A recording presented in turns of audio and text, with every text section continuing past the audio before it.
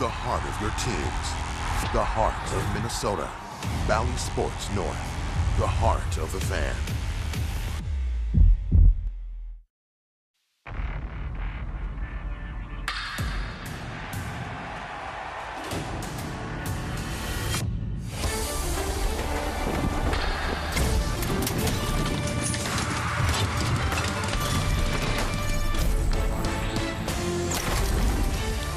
It's game number 160, 3 tune-ups before the playoffs start Tuesday night. First time the Twins have been in Denver since 2014, and the first of 3 between the Twins and the Colorado Rockies. And we welcome you to Coors Field. Dick Bramer along with Justin Morneau. We've talked so much about the 3 rookies that have helped lead this Twins team into the playoffs. Let's not forget, please, about the 3 anchors in the rotation. 1, 2, 3, the 3 guys that we will see start those games in the playoffs. Yeah, they have been phenomenal, and it's amazing when you look at their numbers and what they've been able to do this season. For so long in this organization, it was drafting guys who threw strikes, but sometimes that came at the expense of strikeouts. So these guys all throw a ton of strikes. They don't walk many. And the 2 guys on the left of your screen, Lopez and Sonny Gray, they're chasing a guy named Johan Santana. He did that pretty much together by himself in a lot of those years, but it's tremendous that you have 3 guys at the top of your rotation that can miss bats. They generate a lot of swing and miss, and then it goes to Joe Ryan, the ability to swing and miss, get swing and miss with his fastball. He's closing in on 200 strikeouts. Rocco was made aware of that before the game. Joe Ryan's probably aware of that going into this start. It's not going to be a shortened start like we saw from Pablo and Sonny the last 2 days. It's going to be a regular start. He might go up somewhere around 100 pitches. Hopefully he has a chance to get to 200 strikeouts, that nice round number. So offensively, yes, the 3 rookies have spearheaded the lineup over the second half, but there's one veteran who's also stepped up in the second half. Max Kepler's been the guy for the Twins among the veteran crew, and he'll spend a couple of minutes with Trevor Plouffe when we come back.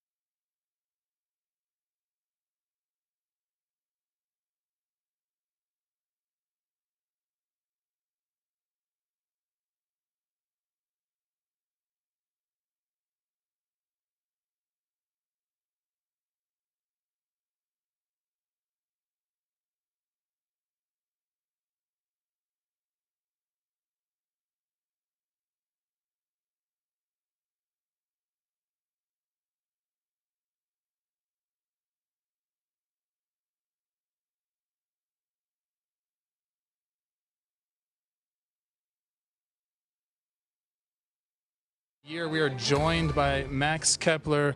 Max, I was with you guys in Oakland and Seattle, the series right after the All-Star break. At that time, I believe your OPS was in the 6s. You were kind of, looking for yourself at the plate.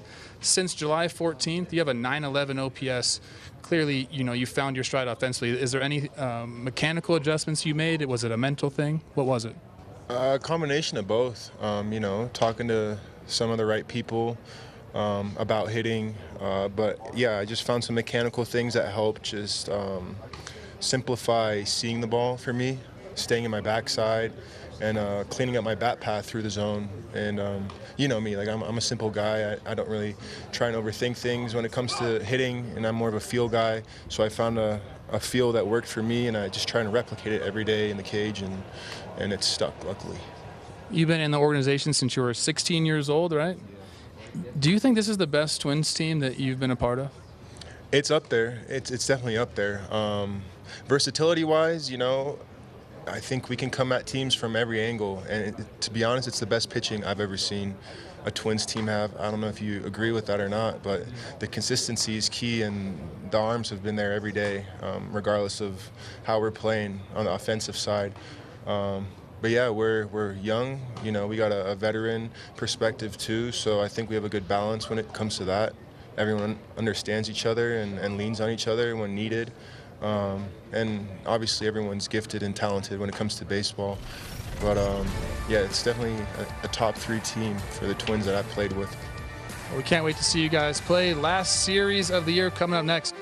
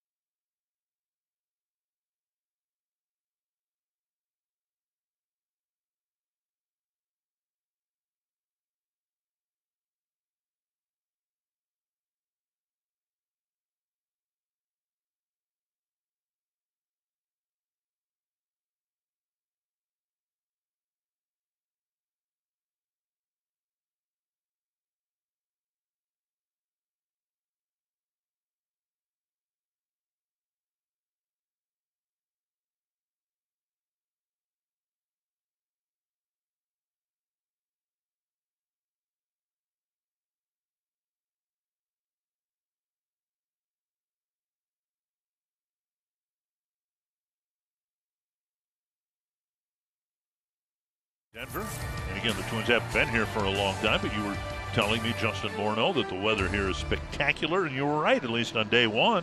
Yeah, 83 degrees, I'll take that. Good day to be a hitter. Ball's going to carry. Big field, lots of hits available. Should be a good day all around. Absolutely perfect fireworks after the show, so it should be a good crowd here. Kind of looking like this has a chance to be a good series, a good way to finish the year. And the Rockies are going to send Ty Block, a left-handed pitcher, out to the mound, so we will have a right-handed heavy Twins lineup. Twins have a 5-man bench, and they're all left-handed batters. That does not mean that they won't get into the ball game and get into the ball game early. And yeah, first time since mid-July 2014. Trevor Plouffe will join us here shortly. He was a member of that Twins team in 2014. So here's a look at the Menards batting order for the Twins. Donovan Solano, Jorge Polanco, a switch hitter. Jordan Luplow, Ryan Jeffers, Kyle Farmer, switch hitter Willie Castro. The only lefty is Max Kepler. Christian Vasquez is the designated hitter, and then Michael A. Taylor.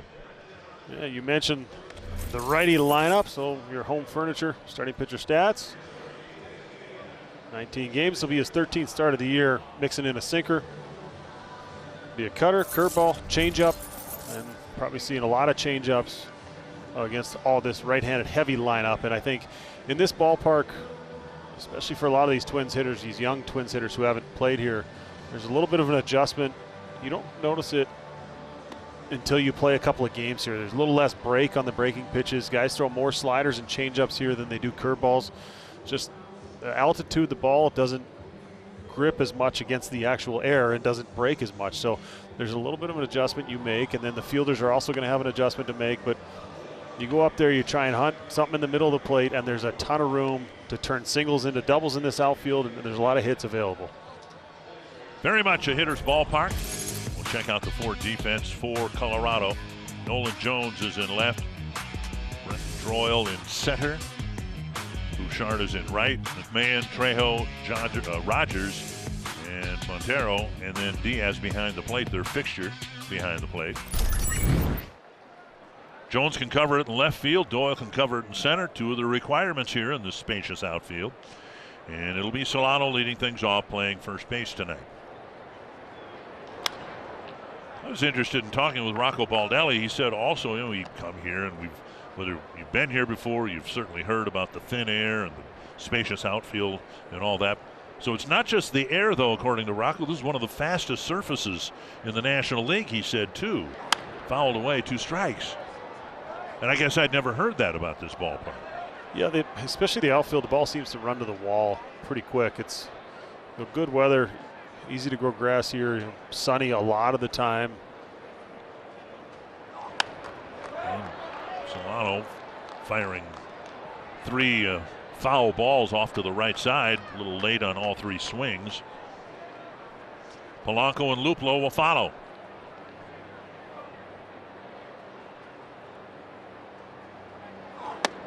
Up and away with a fastball. Got him. 1 down. Didn't look like Solano was seeing the ball particularly well during that at bat. No, if he had something else on his mind, but you're right, he got beat by that one and was late on the other couple of fastballs he saw in the at bat. Polanco will bat.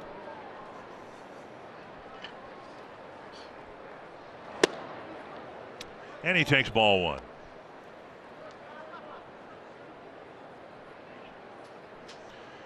Not much experience against high block. The one Twins player who has the most experience is Kenta Maeda with 4 at-bats against him. I don't think he's getting any at-bats tonight. No. If he does, something went seriously wrong. 1-1 to Polanco.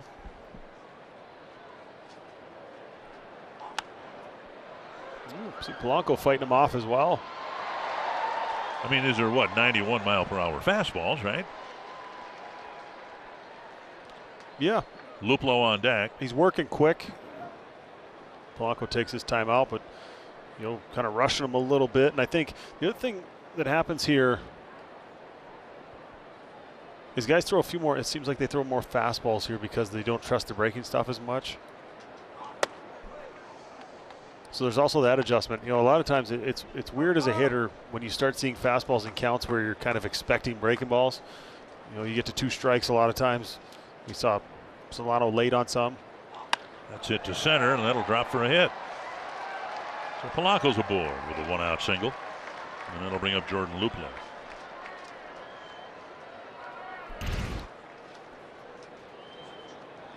He tried to get in on, but Polanco sticking with his approach and just staying through the middle. Luplow getting a start in left field.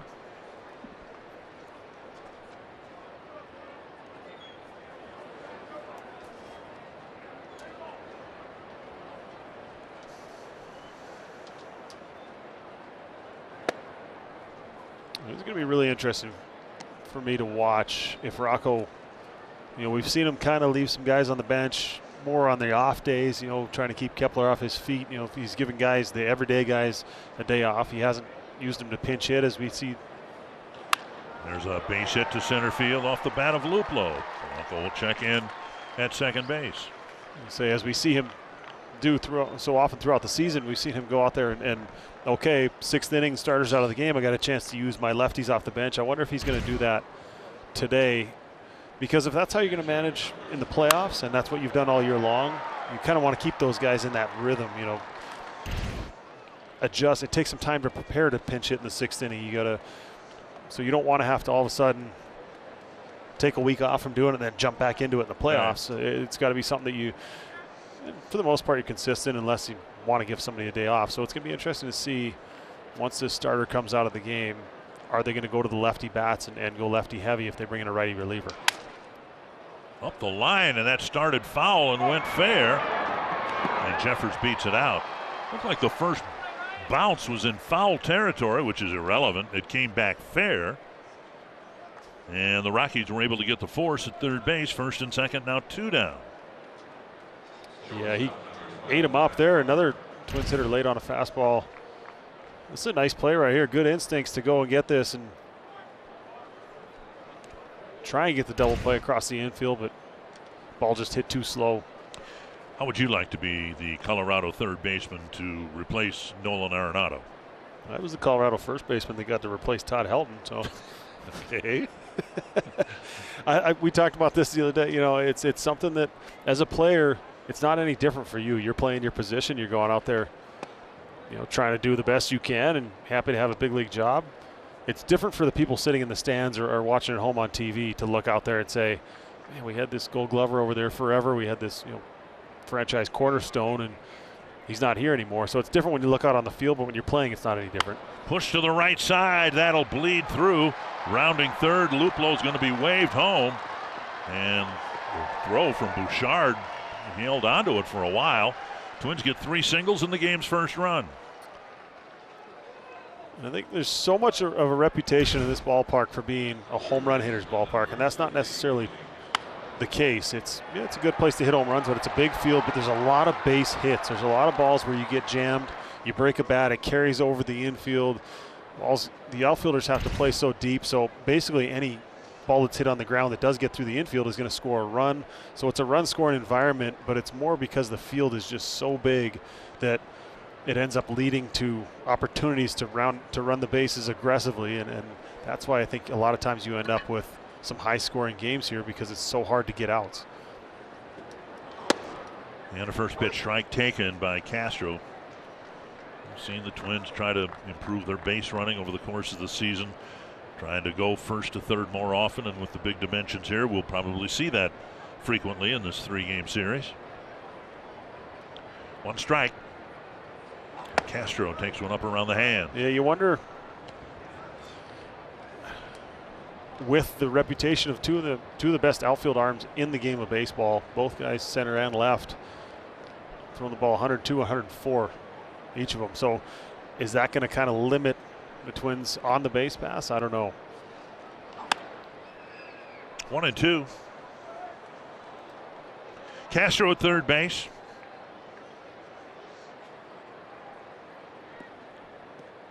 And Jeffers and Farmer on the corners, with the Twins already leading 1-0.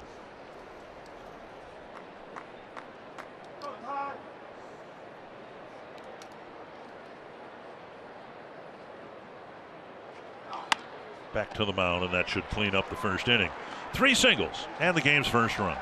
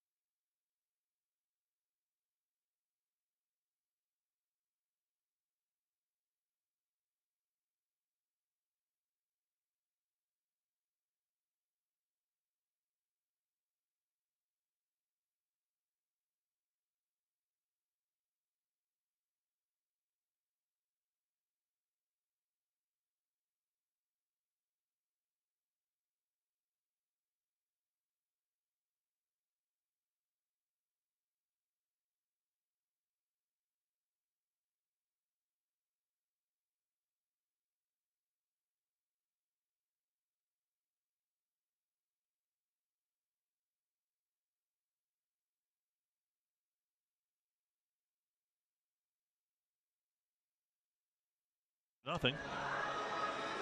Buddy Black, former Kansas City pitcher, been here a long time, suffering through the first 100-loss season in his 16-year managerial career, not all with the Rockies.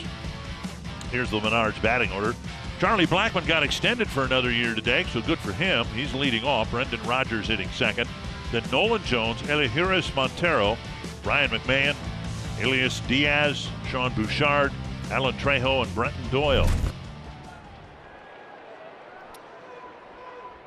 Facing Joe Ryan. Yeah, your home furniture starting pitcher stats. Joe Ryan closing in on 200 strikeouts. Let's see if we can get there tonight. That'll be the main storyline for us to watch. 10 strikeouts his last start. All of them came on the fastball. Fouled back, 2 strikes. And here in the bottom of the first inning, Trevor Plouffe has done the stairs from the field all the way up here to the broadcast level, 3 steps at a time. Good to have him up here in the booth. Yeah, he didn't run out of gas. It's a pleasure to be back with you guys. I do have my glove ready for foul balls. I feel like we're a little too high up here, but I'm ready. On the ground, and that'll go through. So the Rockies get a base hit, a single in the first inning, and that'll bring up Rodgers. That's nice for Blackmon to get that. You get the announcement of your extension. You've been here for 13 years and drive one through the 4-hole right there. He's been here so long, he's one of my former teammates.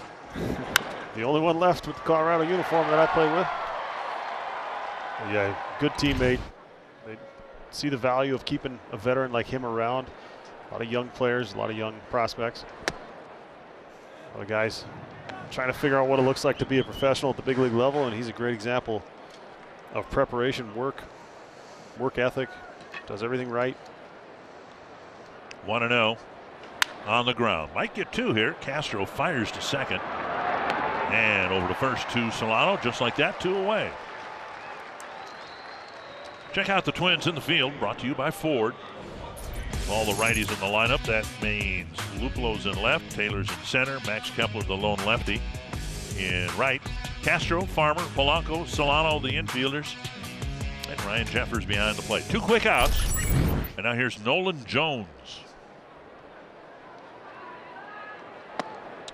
Cleveland Guardians sent Jones to the Rockies for a minor league infielder. That was the cost for the Rockies, and Jones has blossomed here. Really good BABIP, power. He has 19 home runs, or if you'd prefer, 1 more than the entire Cleveland outfield has this year. Yeah, he's a tremendous athlete. They believe he's going to be a superstar. 18 outfield assists. He's just been a great find for them. 1-2. Ryan with 191 strikeouts. Hoping to pick one up here in this first inning.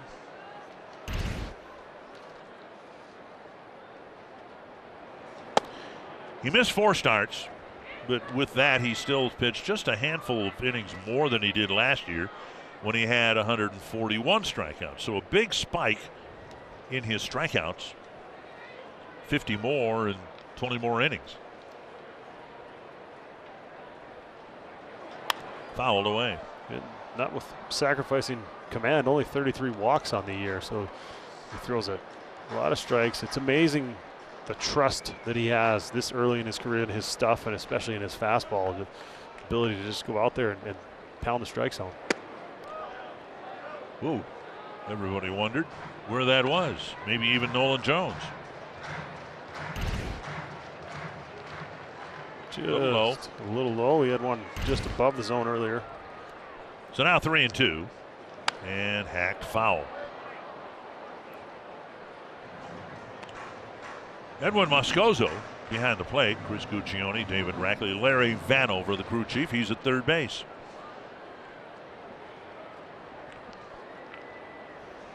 And there's his first strikeout of the night and number 192 on the season. 8 to go.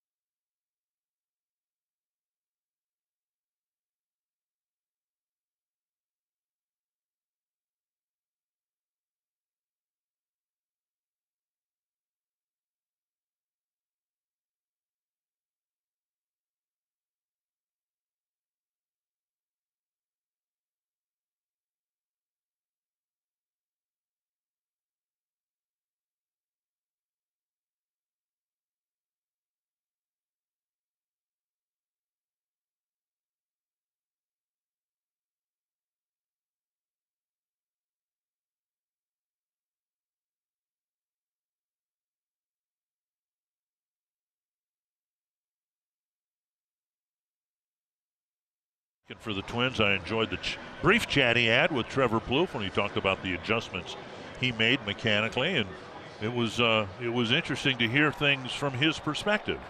Yeah, and you don't get to hear from Max a lot, and I wish I had more time with him, because when he does open up, he is very smart, he's very insightful, and this is a guy that's been in the organization since he was 16 years old. He used to go to high school across the street from the spring training facility. He's been here so long. I asked him about those mechanical adjustments, or if there even was one after the All-Star break. And, he kind of mentioned that, yes, there was mechanical, there was some mental stuff. I talked to David Popkins, the hitting coach, a little bit, and he says, watch his front foot, how it's going to hover just right above the ground. Another rocket off the bat of Kepler, and that'll beat Bouchard, and Kepler goes to second. Another barrel, a line drive for a double off the bat of Max Kepler. And against another lefty, it has not mattered since the All-Star break what hand that pitcher throws with. He has not allowed that to impact his at-bats in any way. He goes up there and he's able to barrel that one. And as you see in Colorado, this ball just stays in the air a little bit longer than it does everywhere else, and it ends up sailing over right fielder's head. And now Christian Vasquez, a designated hitter, second time recently where the Twins have had a catcher, and the other catcher is the DH, trying to get both guys some at-bats, as many as they can, and Vasquez takes inside. And Trevor, I don't know who Max was referencing, but he said, he's listening to the right people. And the first thing that hit me, it doesn't matter to me who he was listening to, but that's got to be, for you guys who slumped from time to time, that's got to be the biggest challenge, I would think, to get out of the slump and listening to the right people, because everybody's got advice for you, right? Yeah, and here you see that front foot, how it's just barely hovering above the ground. That allows him to be better with his timing. And as far as, talking to the right people, I don't think that's a slight on anybody in particular. I think there are times as a hitter where one key word, one person can just unlock something for you. And it might be the same thing that another coach has said, but just said in a different manner or a different way. And I think that's what he was alluding to. You go through so many mindsets as a hitter throughout the season. Sometimes it's just that one key word, or it might even be a swing in the cage. The possibilities are endless, but Max has found something. That swing right there. Lefty, driving the ball in the right center gap like that. It's incredible what he's done. And he is a guy that has put in a lot of work. A lot of it's behind the scenes. He's not an outward guy, but he works hard. Vasquez strikes out for the time being, leaving Kepler at second base. That reminds me of when I first came over here in Colorado, and Blake Doyle's the hitting coach, and he's hitting in the cage, and I said, I really feel like I want to stay in with my front side. He said, well, is your focus on your front shoulder? I said, yeah, I'm trying to keep that closed a little bit longer. I want to stay and give myself a little more time to recognize I want to stay on lefties a little better. He said, well, don't think of it that way. Think of taking your back shoulder to the ball. And it made complete sense, and nobody had ever said that to me before. And it was basically a different way of looking at to solve the same problem. The back shoulder. The back shoulder, and it was just a way to keep it shortened my swing a little bit. It made me more direct to the ball. It was just a small adjustment that I hadn't heard before, and I had great hitting coaches before that. And it was just sometimes it's just somebody, like Trevor said, it's just sometimes it's just one quick thing, and it clicks, and all of a sudden you feel it in a swing, and you go, there it is. That's the swing I want. And then you try and repeat that, and you repeat that, and you work on it. And sometimes the other thing that happens is you have 5 people who all believe they can help you, all have good intentions, and can all see what you're doing wrong. But sometimes there's just too many voices, and sometimes you just end up with trying to, okay, well, Plouffe told me to do this, and and everyone else, and there was different people, and you're going, okay, I'm going to try this with my hands, and then I'm going to think about my front foot. And in reality, that stops you from seeing the ball because you're thinking about when your foot's getting down or where your hands are. A deep drive to left. Michael Taylor hits a bomb. Wow. Over the bleachers and left on the concourse. You see him go up there every once in a while, but that's not common. That ball was absolutely crushed. Can I give some credit to someone right now? I'm giving it to Jace Tingler, who was out there throwing batting practice to a couple groups, and I saw Michael A. Taylor in the old National Bank. It never gets old. I saw Michael Taylor pull the hands in just like this a few times in batting practice. And wow, I'm giving it all to Jace right there. Look at that thing go. And it was on a line. Usually for a ball to travel that far, it's high, and they measured at 468 feet. Now Solano bounces to third, 2 down. But that was a line drive that traveled 468 feet. Yeah, a little slider that he was trying to get in on him, and a cutter that was trying to get him. That was. He did not get it in. He didn't get it in, and he got those hands inside the ball and extended enough where he was able to just put the barrel on it. Ball 1 to Polanco. Singled. First of 3 singles in the first inning that produced a run.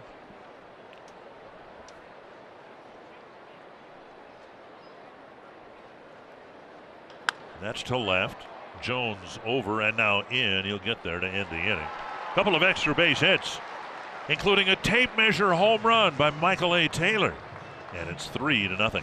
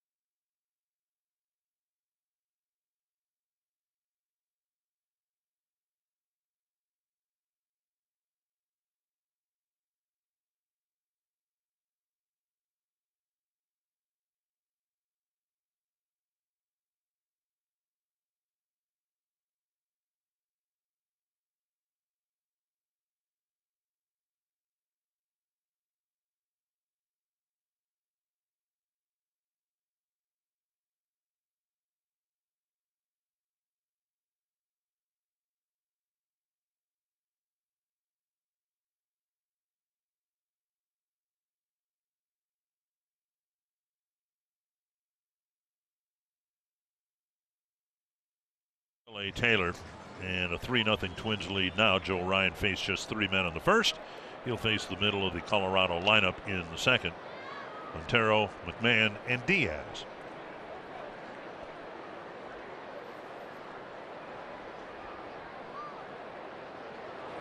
That's hit to center. Taylor going back, and that one's into the trees. 10th home run of the year for Montero, and it's a 3-1 ball game. Ryan did not give up a home run in his last start against the Angels. And prior to the one we just saw, 26 and 2/3 innings and only 3 home runs allowed. And that might not be the last one he gives up here in this ballpark.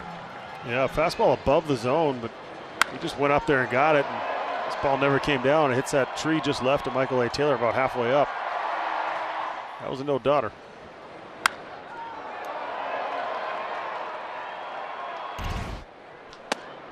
And now a strike to McMahon.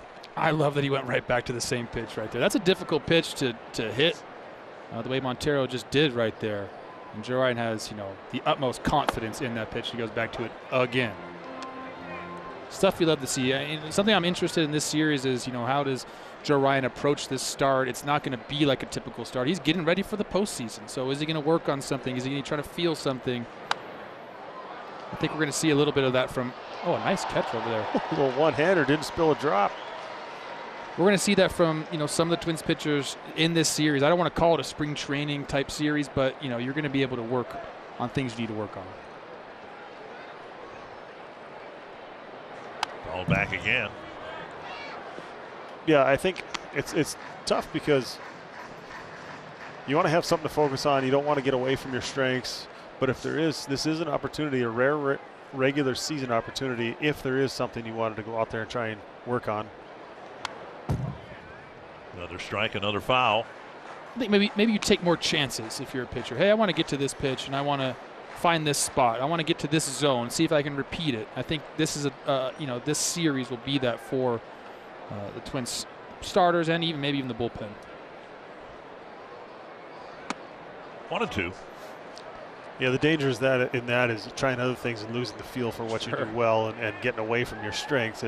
That is the challenge of you get in a situation like this. So I think sometimes strikeout number 2, needing 7 more.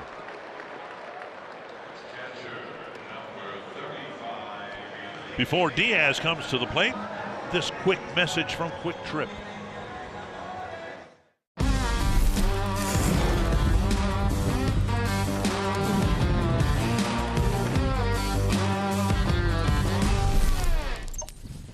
Diaz, the catcher, will bat. Bases empty, 1 down.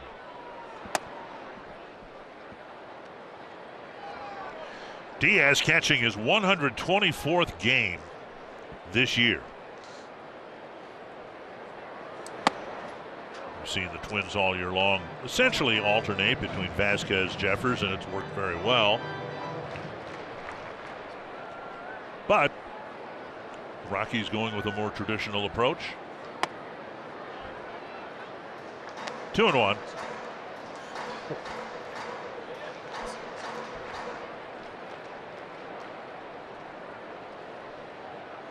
I mean, you'd have to confess, wouldn't you, that the Twins haven't really had a backup catcher, because usually when somebody catches 110, 120 games, then somebody is the backup catcher. But if you split them evenly, they're co-catcher. It's just a fight for playing time. Right. It's worked very well. I think they've both contributed in a lot of ways to this great pitching staff. I think that's the way you have to look at first of all. And starters leading the league in ERA. Strikeout number 3. Ryan needing 6 more for 200.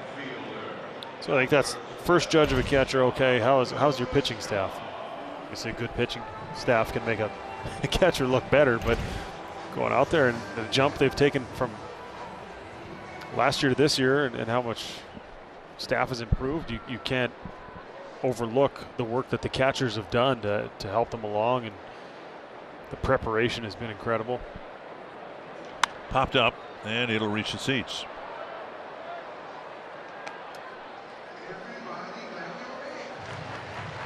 What I like about the catcher situation here is they're two different types of catchers, but they coexist and they work off of each other, and you constantly see them talking about pitching plans and even offense, working together like that. I think sometimes when you get into a situation where you're kind of fighting for some playing time, it might cause your relationship to not be what theirs is, and it is a good relationship. And that'll drop into center field. Bouchard with a base hit. That'll get the tying run to the plate in Alan Trejo. Well, I think sometimes the other thing that can happen with that too is if one guy thinks he should be playing over the other guy, you start second guessing. I wouldn't have called that pitch there, or that was a bad pitch, and it can turn into a kind of a toxic situation of, oh, I'm way better than that guy. And then you've seen it. I mean, guys will go up to pitchers or go up and say, hey, I wouldn't have called that there, or why is he calling that? Or, he's not even prepared, and these guys work really well together. And I think you'll hear the pitchers talk about it. They talk about both of their preparation and the way they go out there and they do their homework and they get themselves ready to go back there and call a good game. And I think it's been great to watch all year how this rotation has worked out, and it's worked out in a great way with how good the pitching's been, but also the offensive side. Both guys are fresh. They've thrown the ball well. I mean, Jeffers' ability to throw out base runners is better than it was last year, which is hard to do in a year when the stolen base rate is around 80%. He's improved year over year. His first year, 17%. Last year, about 25%, and this year, about 27% of base runners caught stealing. So he's gotten better when it's become easier to steal bases. Foul back. And there's the fact, too, now that Vasquez has won 2 World Series, including last year with Houston.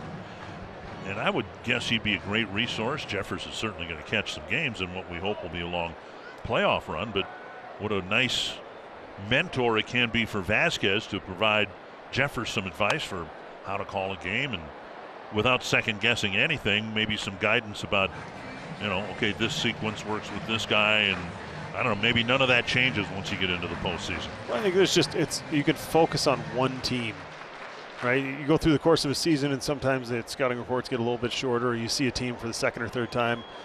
You're doing all your homework, and you're trying to have all the information you can, and then trying to refine it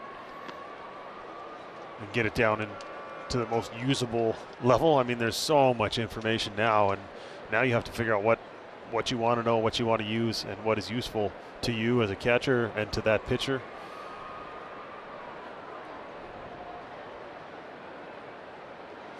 On the ground, nice high hop for Polanco, and that'll wrap things up. A run for the Rockies, but the Twins still lead by 2.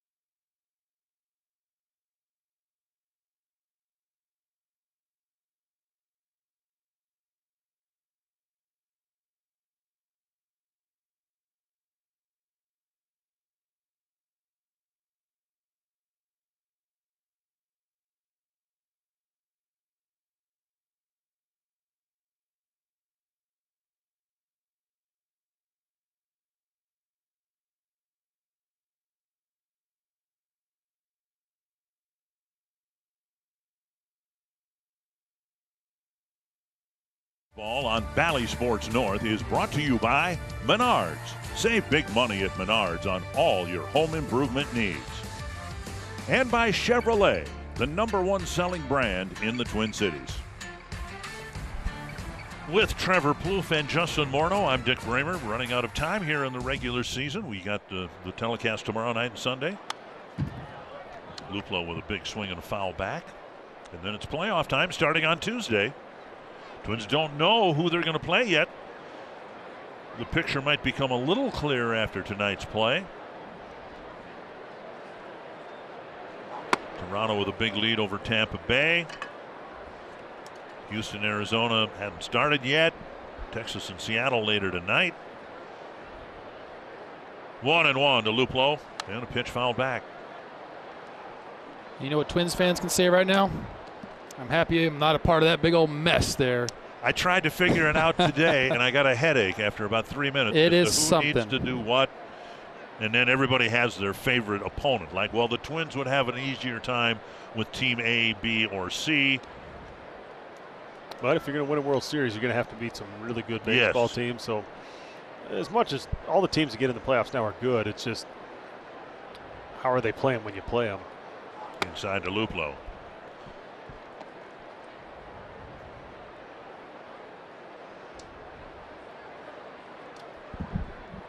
Two and two to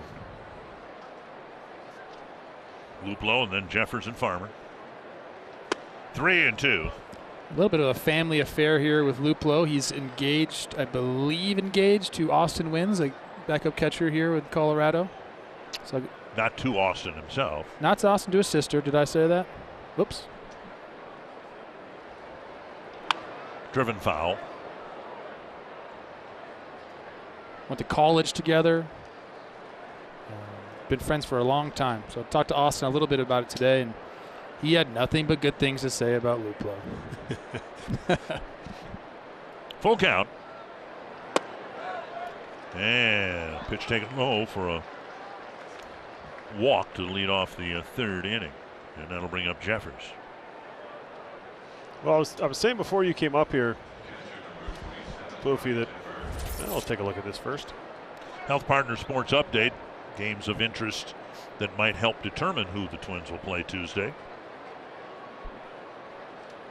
I was saying, here it's a little different because you get more fastballs and counts when you're expecting breaking balls. You throw a little more fastballs here because pitchers don't trust their breaking stuff. Yeah, you might get some more changeups or splits or whatever it is, but did you find that challenging? I know you only played one series here, but you'd have times when, okay, this is definitely a breaking ball count, and you see guys get frozen by fastballs or they're late on them.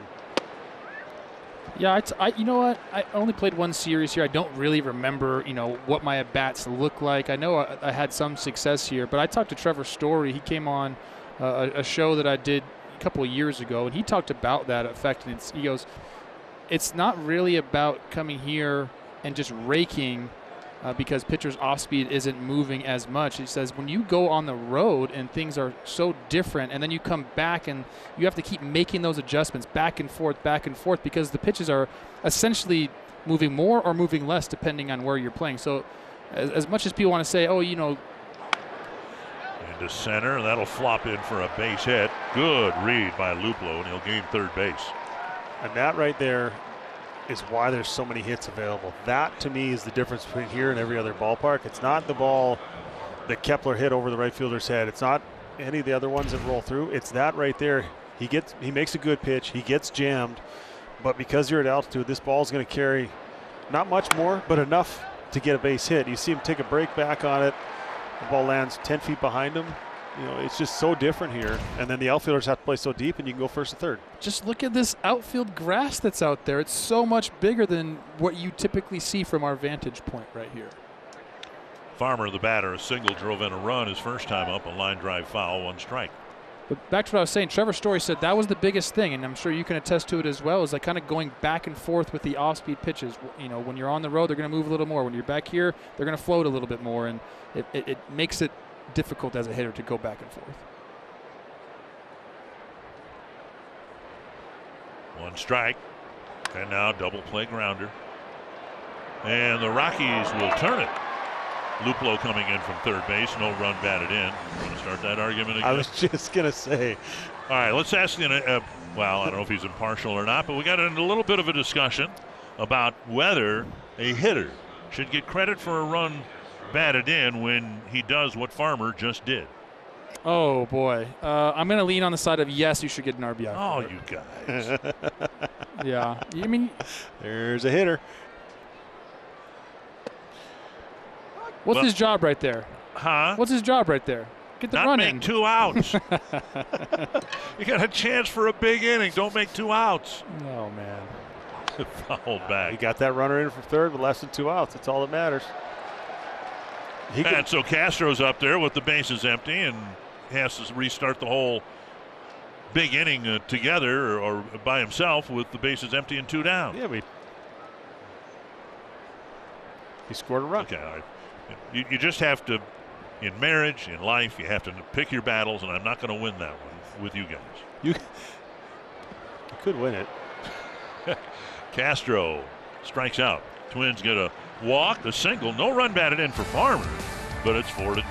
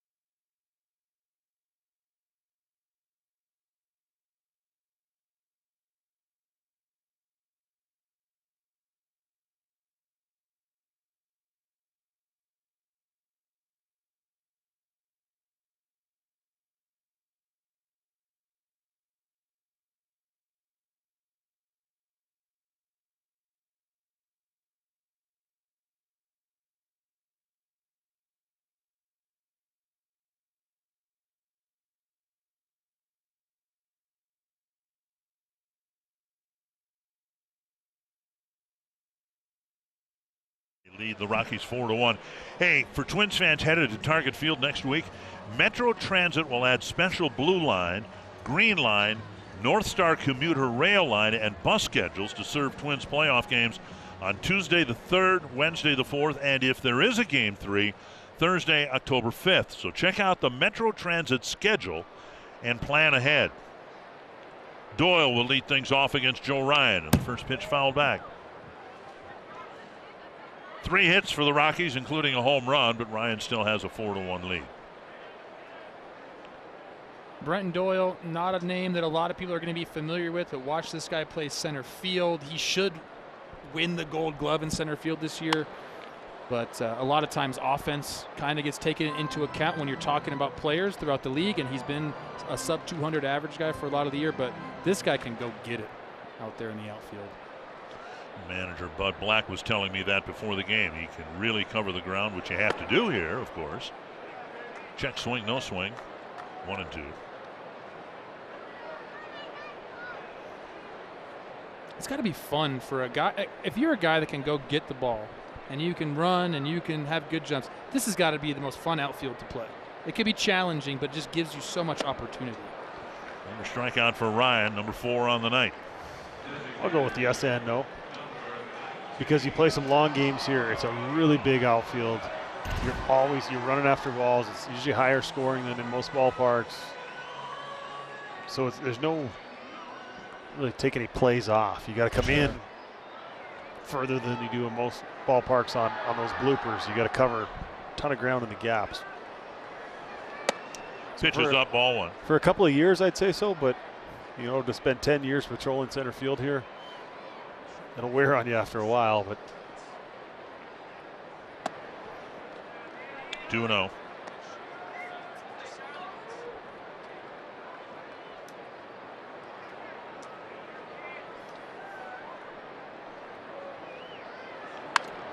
Nobody there. And Blackman has his second hit. And he will hold up with a single. And Rogers will hit with 1 man on and 1 man out. Why does it look so pretty when a lefty does that? Slaps one the other way. I mean, that's a professional hitter. There's a reason this guy's been in the league for so long. There's a reason they just gave him an extension to come back. Find the barrel. Put the barrel on the ball and good things happen. I asked that same question probably 3 days ago. Lefty swing, why do they just look a little bit better? I don't know if the momentum they're moving towards first base. I don't know what it is. But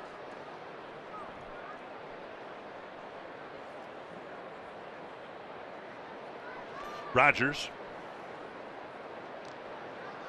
Runner took off. There'll be no throw. There's strike 1. Blackman just anticipated. Tried to time Ryan even though he hadn't thrown a pitch yet. How do you time somebody who hasn't shown you his timing yet? Well, as I mentioned before, he does his homework. He works. He watches the pitchers. He sees who he can steal bases off of. He looks for any kind of tell.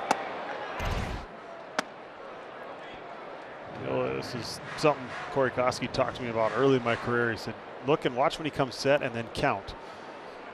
Oh, yeah, that's old school right 1 there. 1,000, 2 1,000. I mean, that's the simplest form of looking for something that a guy does. Does he go home every time he turns his head? Does he double look to second? We saw Joe Ryan take 3 looks right there.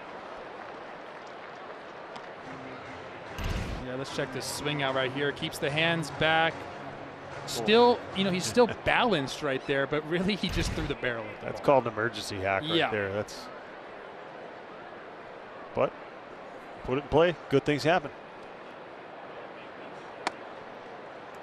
You know, that stolen base could end up being a good thing. If Charlie Blackman did see something with Joe Ryan, and I haven't done the research or done video work on his looks, but if he did see something right there from Joe, as he picked his head up, he started to leave. That's information that Joe needs as we get into the playoffs. And if Charlie's picked it up, you know, other teams have picked it up as well. So, you know, get it in this game, get rid of it. And now 3-2. Pitchers just have so much to worry about these days, but the amount of video that's out there that guys can pour over to see, you know, where they're putting their hands, what kind of breaths they're taking, how they're holding the ball, what kind of looks they're giving. It's very difficult to be precise in that way. Ball back.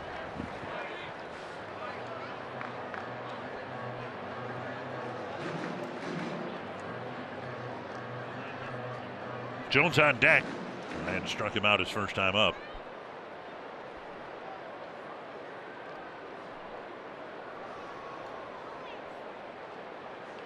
On the ground.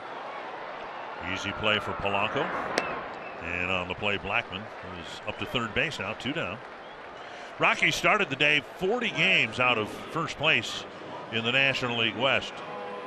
Only 20 games behind the Giants, who fired their manager today. Gabe Kapler fired this afternoon by the Giants. Somewhat surprising to me. I guess without being in that clubhouse, it's interesting. They made that move now, but swing and a miss, 1 strike.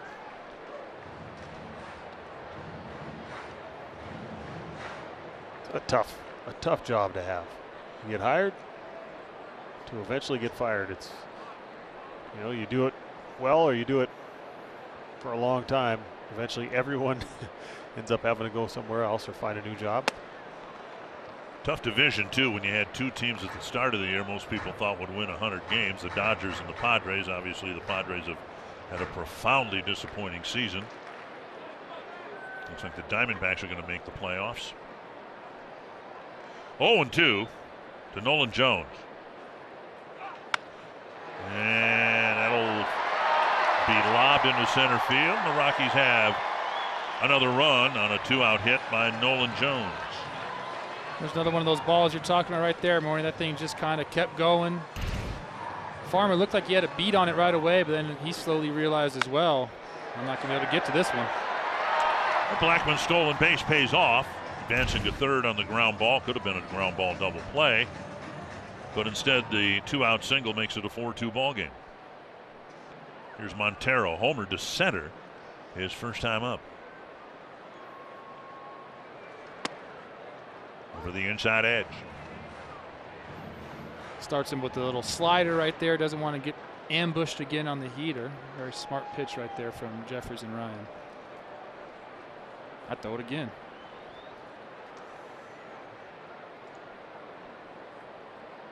Yeah, see a little adjustment right there. He held, and then, you know, Charlie Blackman took off, basically timed him up and then went. So what did Joe Ryan do? He held the ball a little bit longer there to see if he can get him leaning.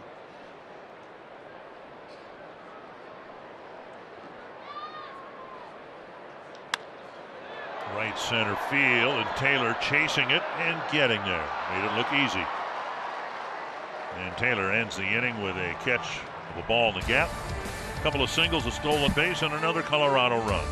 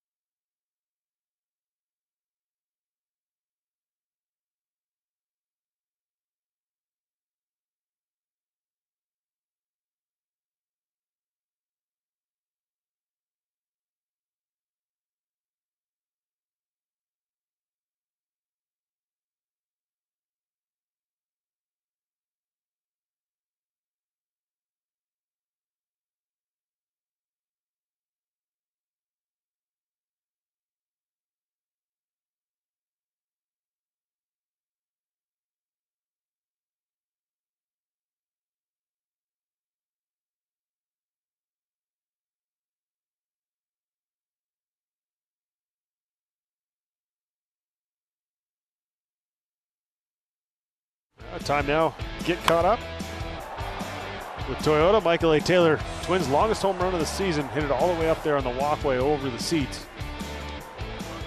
Absolutely barreled that thing up, and then Montero got himself a fastball actually above the zone and hit it halfway up one of those pine trees out there in center field. That thing was well out of here. Twins lead 4-2. And now Kepler lifts one high and deep to right, but in the ballpark. Off the end of the bat just a little bit. He nearly got another extra base hit, one away. That'll bring up Vasquez. Vasquez struck out his first time up. As Kepler goes back into the dugout, we were talking during his first at bat about his interview with you, Trevor Plouffe, about listening to the right people. This is going back a few years, but the few times that Kent Herbeck was in a slump and struggled, the voice that would get him back on track was his mom, who'd say you got to lower your hands or do something different. Doesn't necessarily have to be somebody who's a professional hitting coach. Two down. I am on page with you right there, because who's seen you swing more than your mom or maybe your dad? Right. They've seen you swing your entire life. They understand kind of where you're at mentally. There are many times where I probably should have listened to mom a little bit more. Just across the board. Forget your baseball. That's Yeah. You're right about that. Two down. Here's Michael A. Taylor. Hit a tape measure home run his first time up, swing and a miss. And to the flip side of that, parents, your kids don't want to hear you tell them how to hit every single time they get out. That's true, too. Good point. Mm-hmm. Pick your spots. Let them come to you. I have an issue with that. I do it way too much. Oh, really? My dad used to do it to me. I always appreciated the input, but it wasn't always asked for. Driven foul. But nobody threw me more batting practice than my dad. Nobody knew my swing better than my dad. Let me ask you this. How do kids know how to roll their eyes? Because my son has already started to roll his eyes at me when I talk ball with him, too. I didn't teach him that. It's Krista's birthday today. I'm not going to say where my kids got it from. Happy birthday, Krista. Happy birthday, Krista. 1-2 to Taylor. Long hold here.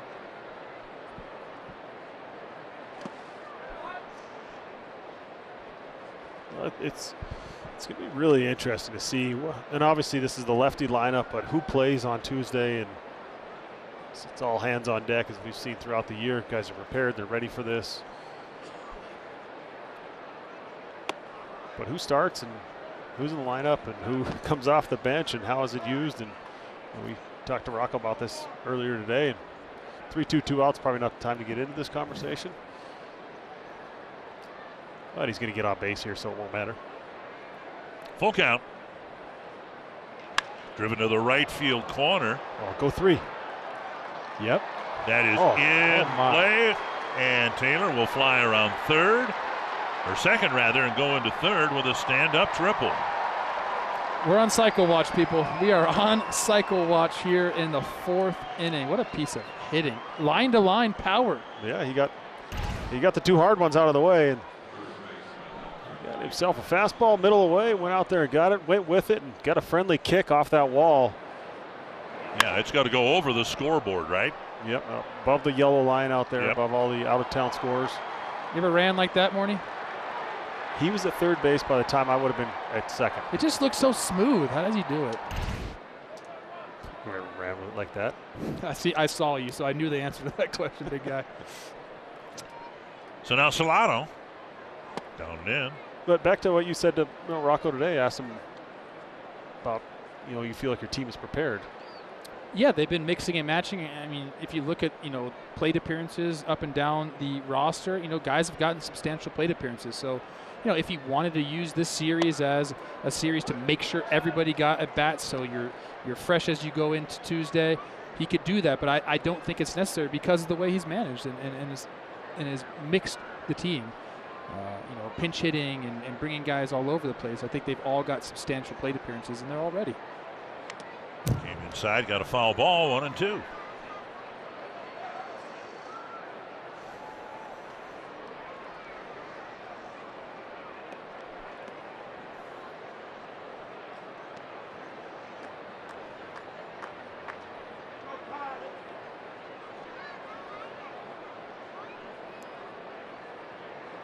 Twins have scored in every inning so far. And that clips Solano. Always hate to see that this late in the season. Solano's such a key guy, but it looked like that was a glancing blow, sending him to first.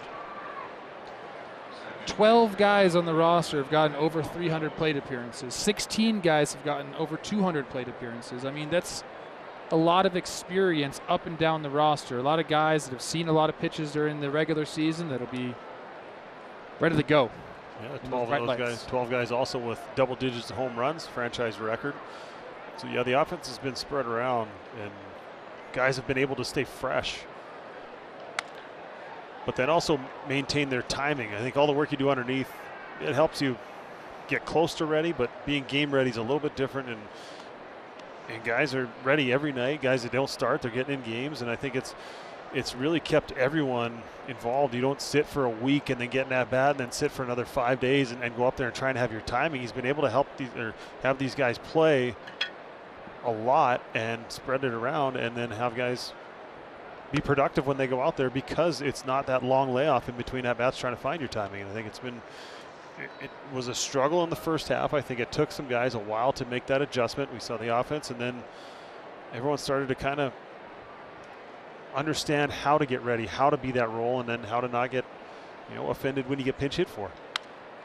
Couple near hits down the third baseline, both foul. First and third, 2 down. Polanco with a single and 2 trips.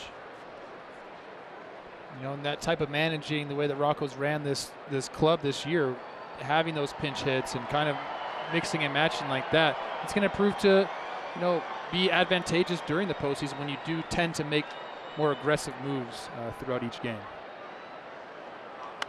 And another foul. But that might explain what we were talking about a week or so ago, how here's this Twins team. They've been in first place almost all year long, going to the playoffs with 87 wins, 88, something like that. And they're not going to have anybody with 70 runs batted in. But it's the balance that causes that. 2-2. Yeah, I think this is, I don't know if one way's better than the other. I mean, you can't take away from what Olson's done in Atlanta, driving at 134, 135, 136, and the 54 homers and all that stuff. You like getting that production from one guy, but it also works in different ways. Fouled away again. And I think they found a way to maximize every spot in the roster. Whether it's the first guy or the 26th guy on this roster, or 28 in September, they're all contributing. They all feel like they're part of it. They all get to prepare every day like they're going to play. There's something when you're an everyday player and you show up to the ballpark, you expect to play. There's a mentality, and I think even the days the guys aren't starting, there's that mentality like I'm going to play today, and I think there's something to that to stay engaged. And Polanco completely collapses in the batter's box on strike 3. Looks like he's going to get up and be fine, but we've seen that a lot on swings and misses. Twins strand a couple in the 4th.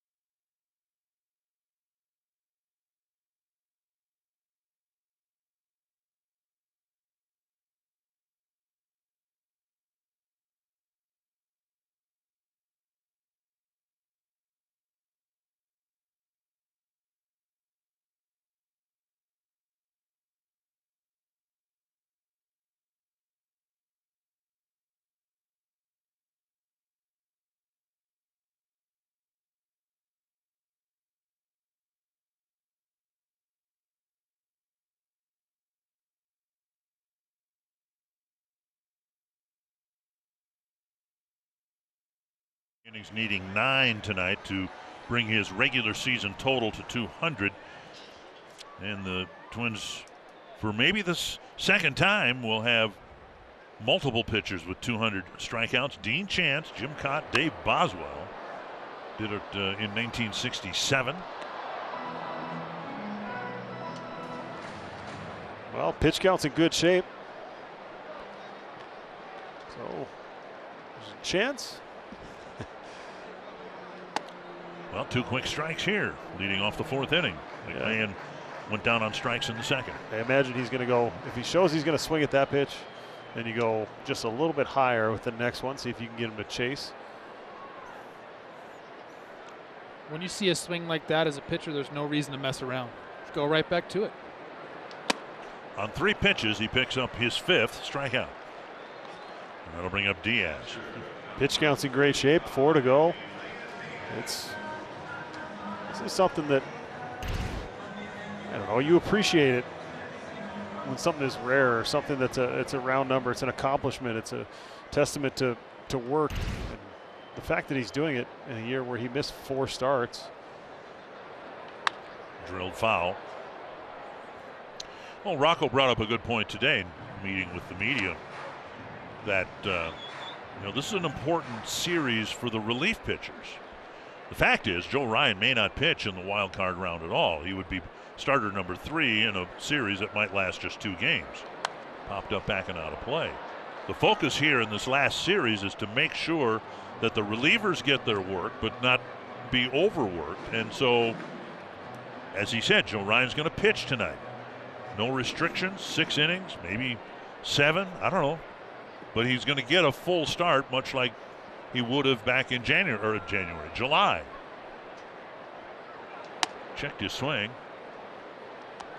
It's interesting to see how teams around the league, teams that have already clinched like the Twins, how they're approaching that. Some teams are taking guys out after 4 innings, kind of just having tune-up starts to get ready. But, with this long layoff where Joe, next time Joe would pitch, I think it's fine to kind of let him go and do his thing today.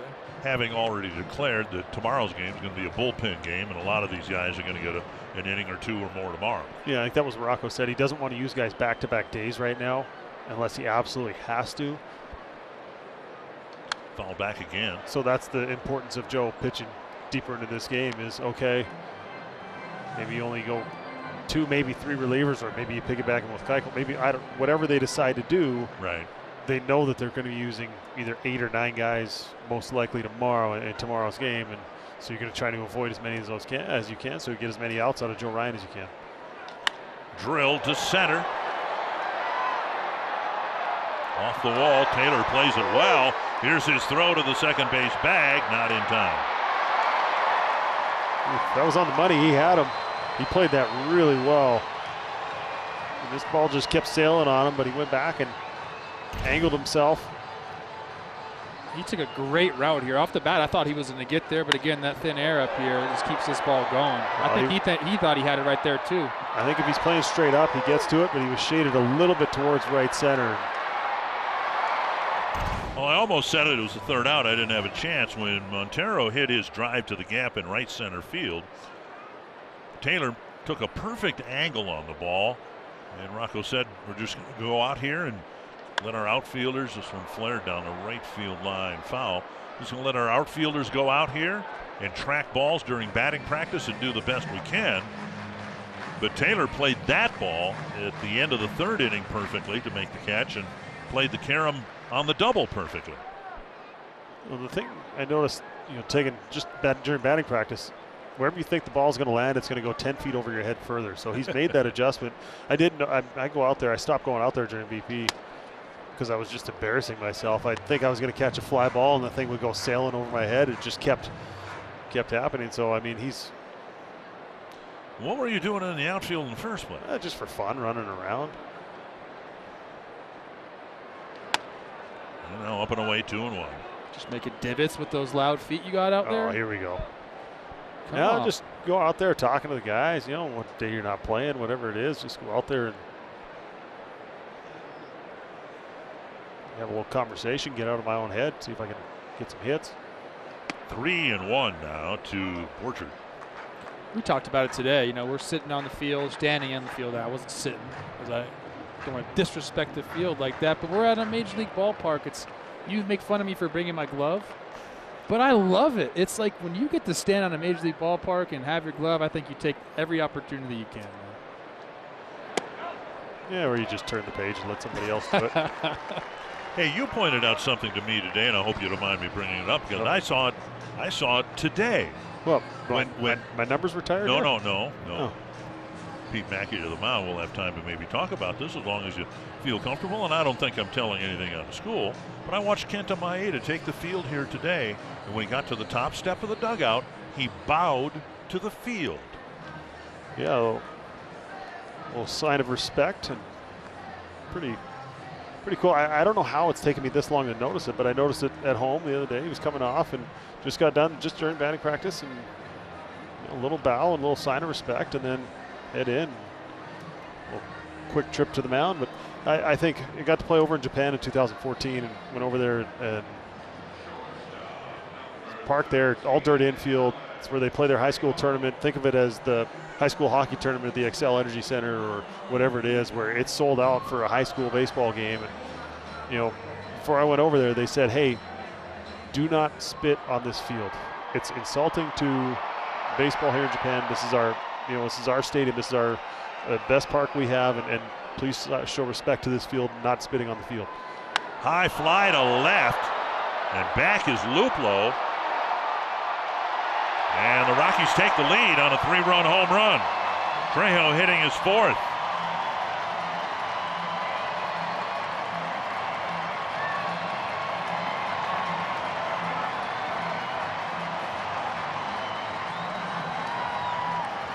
Well, we've seen a lot of good trips to the mound, and this is not Pete Mackey in the least bit. I'm not saying that, but we've seen him go out there so often, and then it'll be a quick out, a double play, whatever it is. It just didn't work out that way in this instance, and this ball just never came down.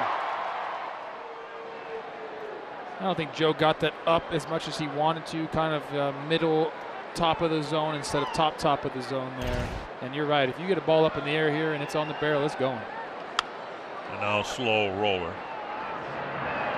Farmer making Luplow stretch, or making Solano stretch a little bit at first. 2 away.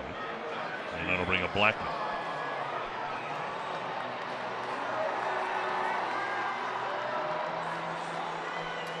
Five 5-4 now Rockies, but you know the scoring is not done in this ballpark. That's one of the hard things about playing here is a 5-run lead in the 8th inning isn't like it is anywhere else. It's so taxing, and I think it wears down. You talk about the pitching here and the pitching struggling. I mean, you make pitches, you jam guys, they bloop balls into the outfield. That'll wear at you a little bit. But also having to use your high leverage guys when it would be 3 runs in Minnesota, it can be 4 or 5 here because you have to shut down that offense and you have to use your lockdown guys. So you have to go to those guys sometimes a little bit earlier. You have to use them a little more often. It's just such a hard place to pitch. It's so hard to build a pitching staff, and then it's hard to bring young pitchers up into this environment, let them learn at the big league level, and still maintain confidence. On the ground. 1 strikeout in the inning, but a 3-run home run as well, and the Rockies are in front after 4.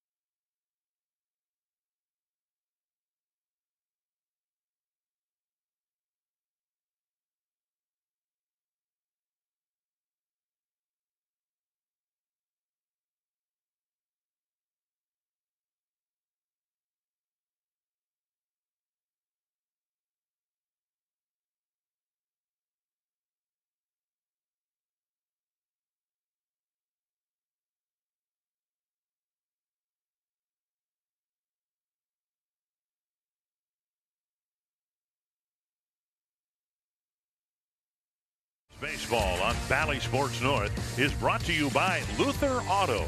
Shop the Twin Cities' largest selection of vehicles at lutherauto.com. And by Grand Casino. Let your story begin. Hey, that was nice. Folks here at Coors Field put you on camera, showed some highlights of your career. Justin Morneau won a batting title here, and a cameraman up here in the booth to get a current shot of you. You look the same as you did when you played. Yeah, it must not have been a whole lot of defensive highlights. They saw me catching a routine ball across the infield on a double play. But no, that was pretty cool. I enjoyed my time here. It was a great place to live. It was an experience, a different brand of baseball. A lot of good teammates, a lot of guys still in the league. Well, your teammates were, LeMahieu was here with you, right? DJ LeMahieu, and who else? Nolan Arenado, Tulowitzki was here. Played with Cuddy here one year. Troy Hawkins was here. There's John Gray, who was a young pitcher here, now with Texas. I mean, go down the list, but Charlie Blackmon, the only one left still in the organization, signed an extension today. It was a good group of young guys, young players. Luplow, 1-2.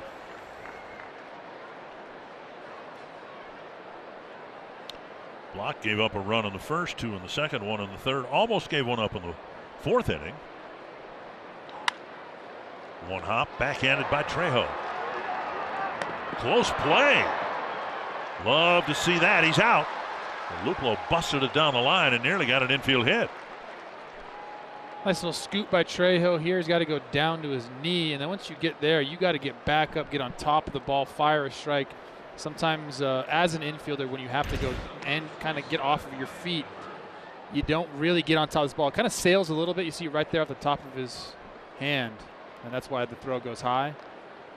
But an excellent play and a nice job, like you mentioned, Luplow running down that line. Hard 90s. We love it. Jeffers takes ball 1.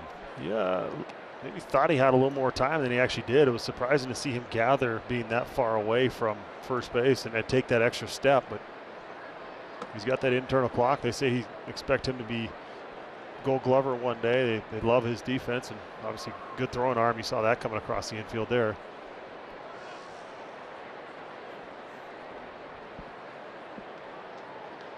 Deep but foul.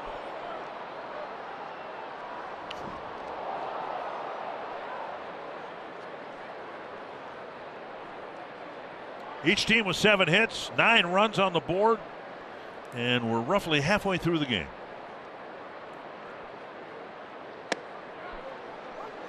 And a strike called. 2-2. It's a nice pitch right there. Jeffers lines one foul down the left field line. He says, I got to stay in the middle of the field a little bit more, and then Block comes back with that right on the inner half. He's going right back to it. Missed right there, though.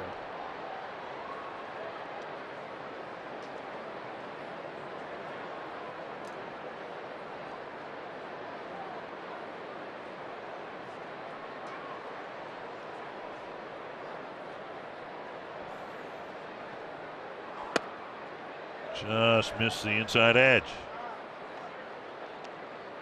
Now here's the tricky part. 3-2. You've seen 3 of them now. Do you go back there as a pitcher? Do you think you found the honey hole?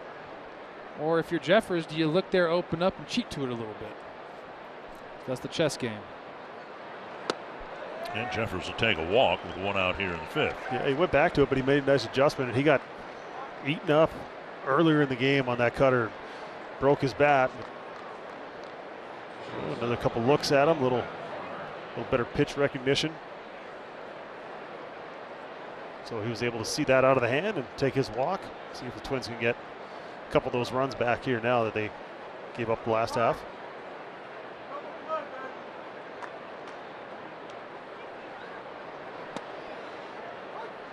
Strike 1 to Farmer.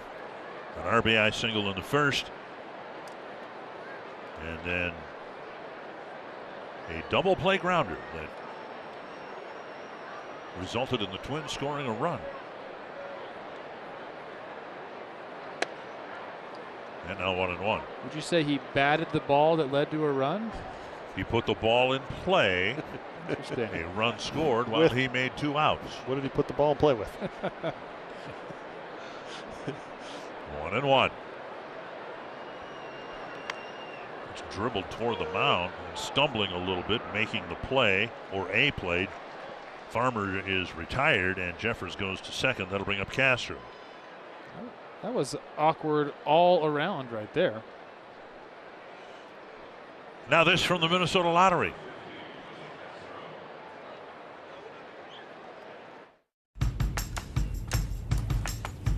Here.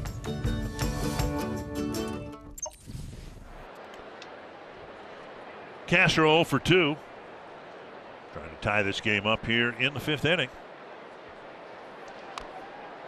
Fouled at the plate. One of the reasons Block's getting a chance to pitch in the rotation, and he was doing well in August. September starts haven't been really good, but Rockies have had 6 pitchers undergo Tommy John surgery. And Buddy Black's been doing an awful lot of that, just checking the list. Who's healthy? Who can pitch? Because so many of them haven't been healthy. 2 strikes now to Castro.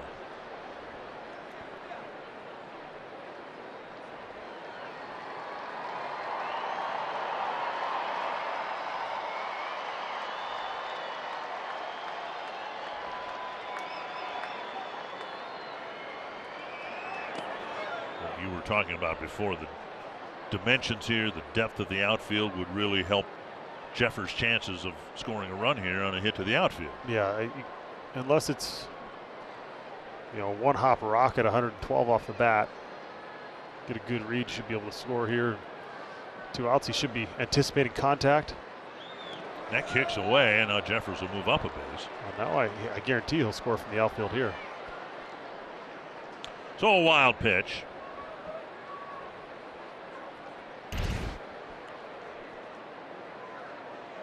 Skipped off the plate. That's a tough one to block right there. You're anticipating it to do something and just skipped, and got away from him. But with 2 outs, it's not as painful of a advancement as it is with less than 2 outs. So.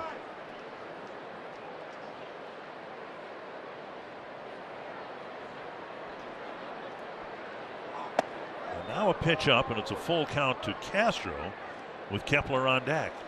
I love this at bat from Castro. 0-2 to full count. I talked pregame about what he's done in the month of September. He's 1 dot in it, and at bats like this, get your statistics like that.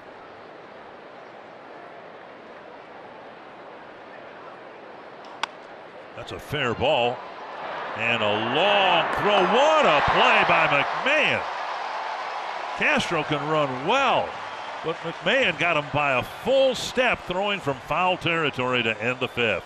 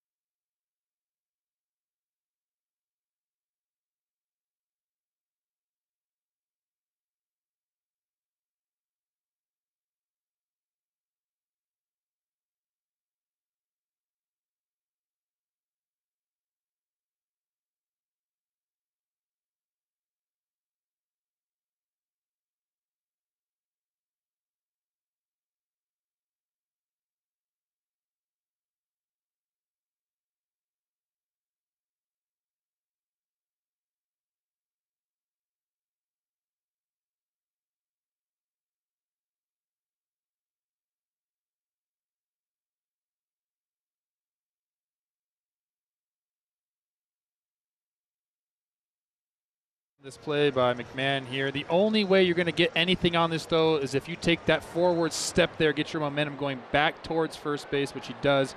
You're able to plant off that right foot, get something on the throw. He's made a couple good plays out there at third base. And yes, that is the most athletic position on the field. That's what everybody says.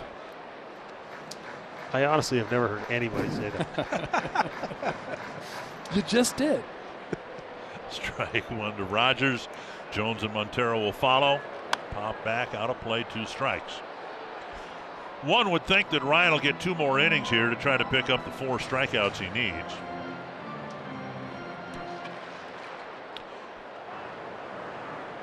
Almost all right-handed relievers for the Rockies. They have one left-handed reliever, Suter. And the pitch is up, 1-2. Rogers with 2 ground balls, 1 for a double play.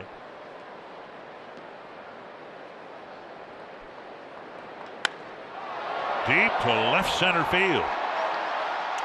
3rd home run today against Joe Ryan. 4th of the year for Brendan Rodgers. It's a nice swing on a hanging breaking ball right there. Didn't try to do too much that you really don't have to here. Get the barrel on it, touch it, put it in the air, and the ball's going to go. We've seen that now 3 times for the Colorado Rockies. Watch where this pitch is. Middle. Not a lot of big league hitters are going to miss that pitch. And as much as you'd like to see him get to 200 strikeouts, there's a kind of that tipping point you get to of, are we doing more harm than good by leaving him out there? Do you want the last taste he has before he pitches in the postseason to be an outing where he gives up a bunch of runs? I don't know. Joe Ryan's mentally tough. I'm not sure it'll affect him too much once it's time, once that bell rings and the game starts, whatever it is. But I think there is some point where you're not going to let him chase it too much. Foul ball, it's out of play. Giving up 3 home runs and runs in 4 straight innings.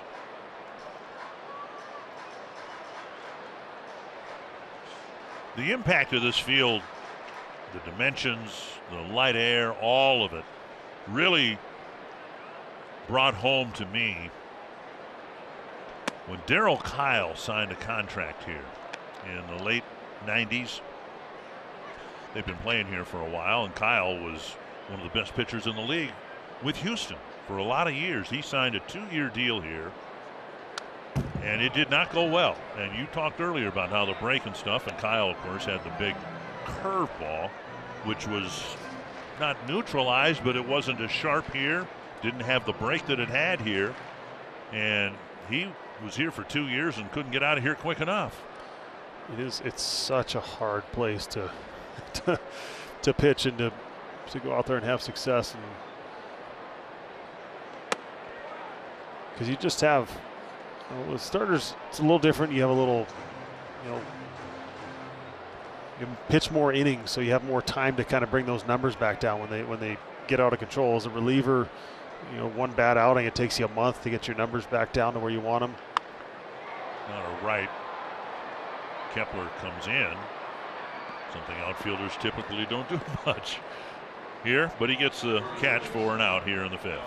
Yeah, so it's just a mental toughness required, and I don't know. I think they've gone through stretches where they tried to have a staff full of sinker ballers and get a bunch of ground balls and set it up that way, and they've gone through, tried to overpower guys and be able to pitch at the top of the zone, and they've tried to, find guys who throw splits. They've kind of had different cycles of how they're going to attack this pitching problem, if you want to call it that, because it's such a hard place to pitch, and they're still trying to figure it out. It's a very difficult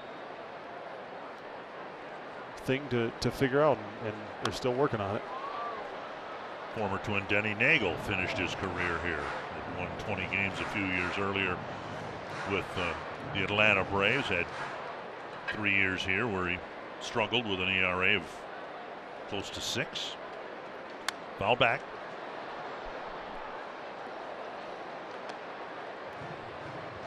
I just looked up best Rockies pitchers of all time.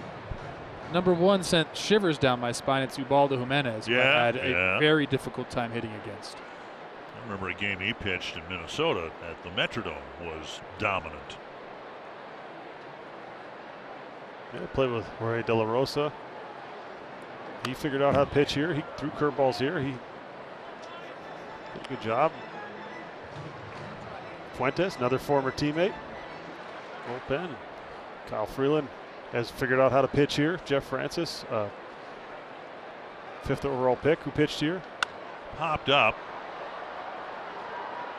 And Taylor with a long run. Kepler there first for out number 2.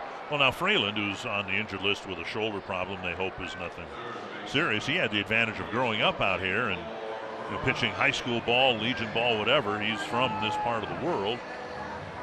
2 down. It's interesting to me, though, most of the guys on that list are left-handed. It's the fastball, the change-up combination, whatever it is, a way to neutralize the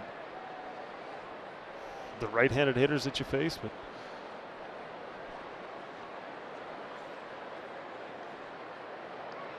foul back. Not seeing many swings and misses lately from Ryan. A lot of foul balls. that's kind of how it is, because there's just a little less movement on the pitches.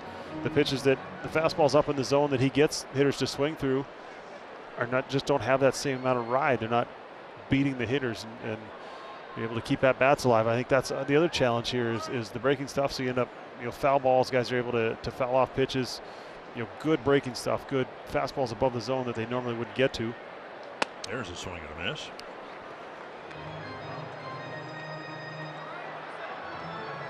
Well, he got him on that for the strikeout. His last time up, we saw it, consecutive pitches, went one in and then struck him out on one up and away. And that wraps it up. Strikeout number 6. Don't know if he'll get a 6th inning. And the Rockies lead by 2.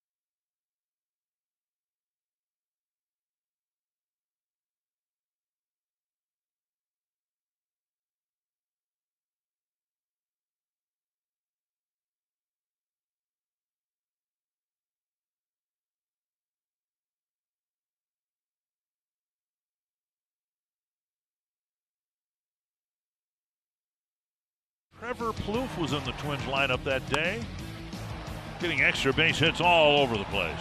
Wow, look at me go. And guess who was on the other side? Throwing some handle out there in front of Coobs and left. I think that was Willingham gave you a gift right there, buddy. I hated this series. Because? I absolutely hated playing that series. Because it was my teammates from the year before. It was the organization I was drafted by. I'd been there for 14 years. I mean, It was just, it didn't feel right. It didn't feel right to see you in another uniform. I got to be honest with you. It's like, oh, now, was that the year you won the batting title? Yes. In 2014. By hitting balls off the pine tar, just like that. But I kind of felt like getting in a real fight with your brother as opposed to just beating each other up, when you're growing up. It felt like our rule in our house was no punching in the face. Pretty much anything else went, hockey sticks and whatever else, but that's kind of what it felt like to me. There was it was more I couldn't wait for it to be over than the joy of beating another major league team. And obviously I'd love to win, but it just didn't, there was something about it. And I kind of found myself overthinking as well. They know everything about me as a hitter. What are they going to throw me on this pitch? What are they going to, and it was just like steam come out of my ears. Not that that was anything rare, but I was going to say, you overthought most of your big league at-bats, but worked out it okay works out, sometimes, occasionally. Twins have Brock Stewart warming up. Might be that Joe Ryan's night is done, but the Twins are sending up Kepler, then Vasquez, no pinch hitting opportunities there, and then Taylor, who already has a home run and a triple.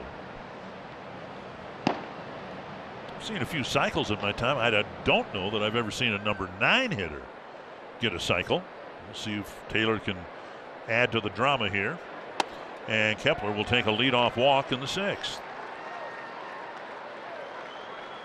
And that'll bring up Vasquez 0 for 2. Can't pinch hit for him because he's the designated hitter, and the Twins have just the 2 catchers.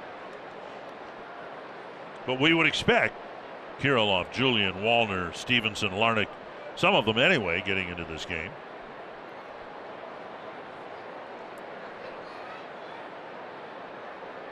Vasquez pops it up to right field. Pops it up, and he almost backpedaled to the track. Now back in, 1 away. Taylor absolutely crushed a home run in the 2nd inning with a man aboard. Then had a long at bat and drove one off the fence in right field for a triple. Yeah, all we need is the single and the double. See if we can find a way against a good sinker baller guy. Holloway, who's got good extension, or Hollowell. So the ball's going to get on you a little bit. Maybe a good guy for a little broken bat single. the thing I think about with Taylor is if he hits the ball in the gap, it's a triple. So he's really got to take advantage of a ball just to the right or left of an outfielder. Take second base right in front of his face. That's his opportunity for a double here. Been a while since the Twins hitters hit for the cycle. Jorge Polanco early in the 2019 season. You ever get one, Morty? Surprisingly, I was a triple short a lot of times. Surprising. Actually, I almost had one in this ballpark. Told this story not too long ago. Late in the year, it was like a 12-1 game or something like that. I needed the triple for the cycle. Hit a ball to right center field. I believe Matt Kemp was playing right.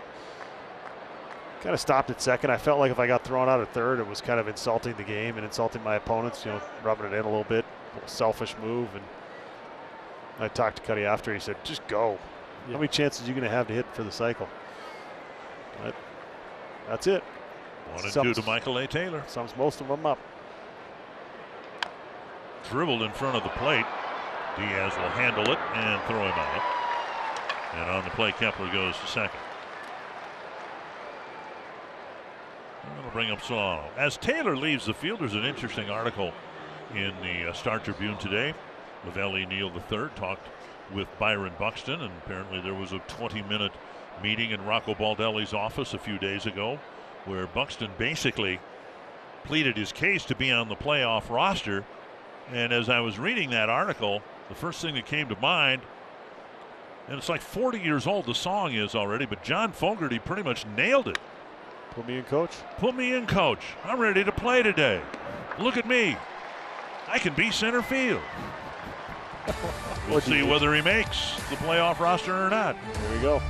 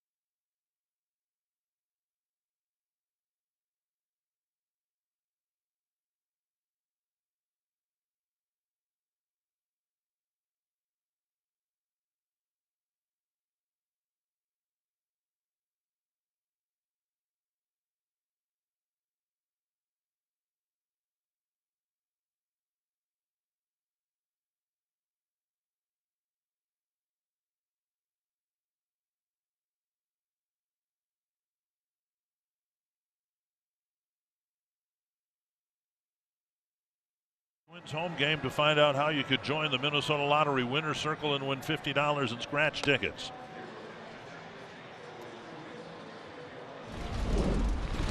Not sure how that's going to work. No more home games left in the regular season, so. I do like me some scratchers, though. Okay. I do. Yeah. It's like a family thing. My grandma did, my dad, me.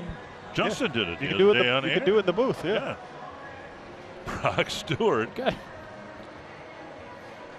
Brock Stewart will come out of the Twins pen to pitch to the Rockies in the 6th inning. Diaz, Borchard, and Trejo will face him. First pitch fouled back at 97 miles per hour. Yeah, Alex Kirilloff in the game at first base.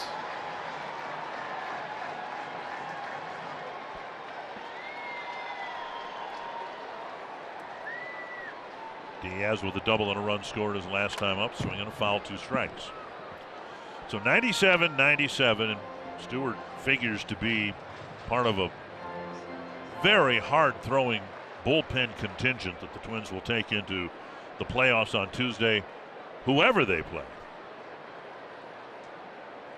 I love watching Brock Stewart pitch, but the weapons that Rocco is going to have at his disposal will come late in the game during these playoffs. I mean, that's got to feel really good as a manager to be able to point out there and say, you're coming in, you're going to be below 98 or above, and you're going to be able to do that 5 times. Love that. Yeah. Call down there. Give me the guy that throws 98. Which one? It's incredible. It's like having 5 or 6 closers down there, closer type stuff. It's unbelievable. Solano moving over to second base. Polanco out of the game. 2 strikes. Breaking ball, tapped foul.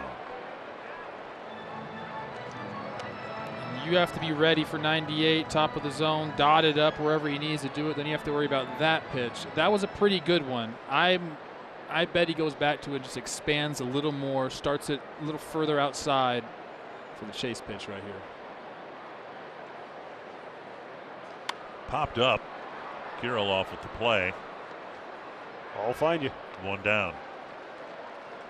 They're underway in Arizona. Houston and Arizona with a key series. Diamondbacks can clinch a playoff spot if they win. And if they beat the Astros tonight, that's really going to make the American League West and wild card race even more crazy. Good. Make them use all their pitchers. It's going to come down to it. It really is. And I don't think anyone's going to cakewalk into it and be able to set up their pitching just because of who's playing who, and the Diamondbacks still playing meaningful baseball as well. It's there's a chance that there could be a 3-way tie, and we don't have game 163s anymore. So it would come down to tiebreakers, and the first 2 tiebreakers wouldn't work in that instance. You'd have to go to the 3rd one. It's a mess. It's a good way to describe it. Yeah, and it probably won't get sorted out. But at least there's a really good chance it won't get sorted out until after the games on Sunday.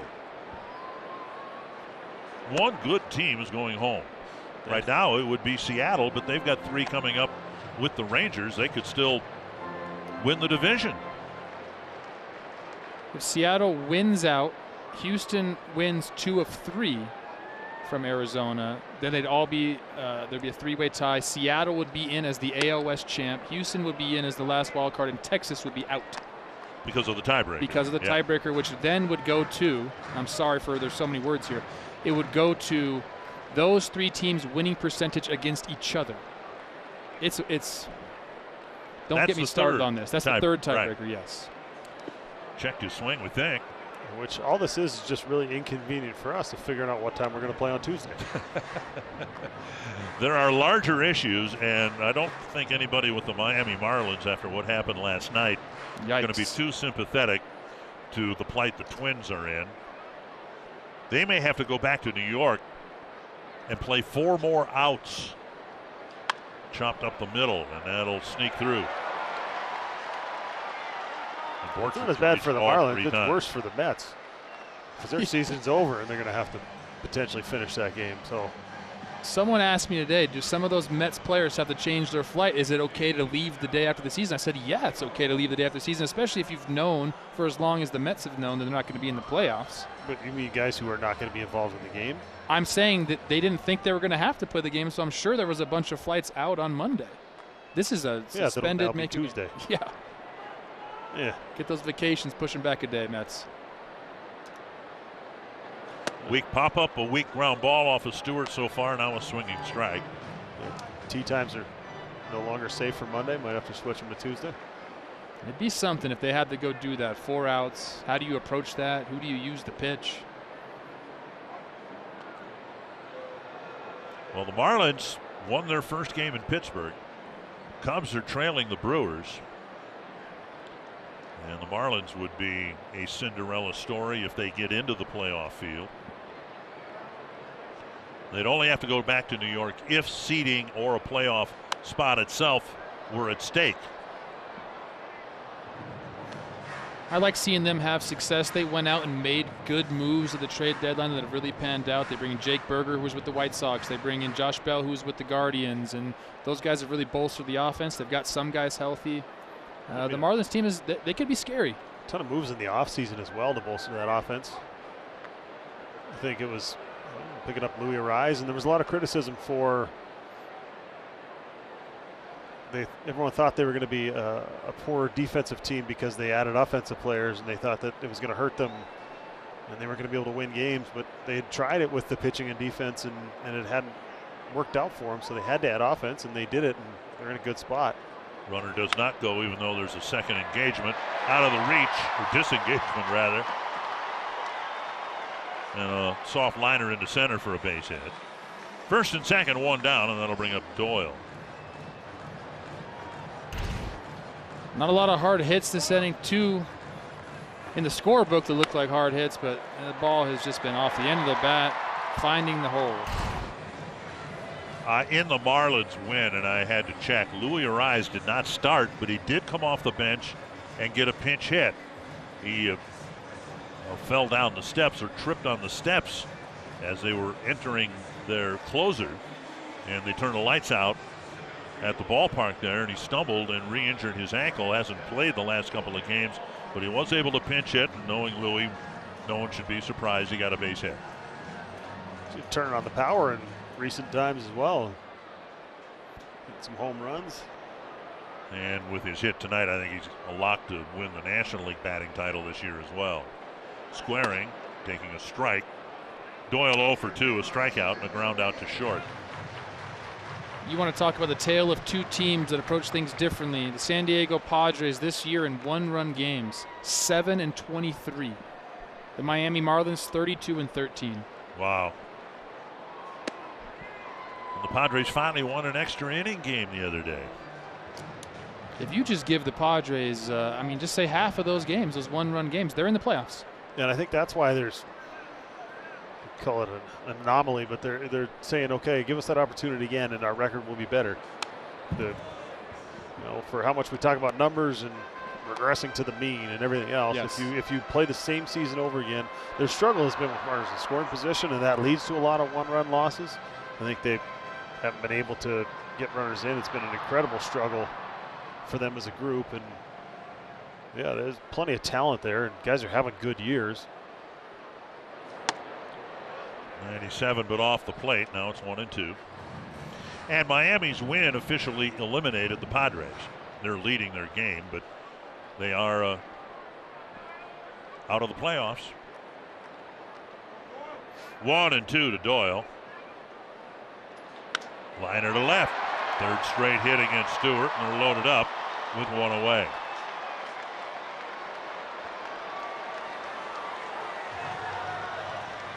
This one hit a little bit harder, another breaking ball. Middle of the plate. Doyle's able to get some good barrel on it, drive it into left field. Now we got bases loaded, and you know what? I kind of like seeing Brock in this position. I mean, high leverage, you got guys on base. This is kind of what he does well. Let's see if we can get out of it.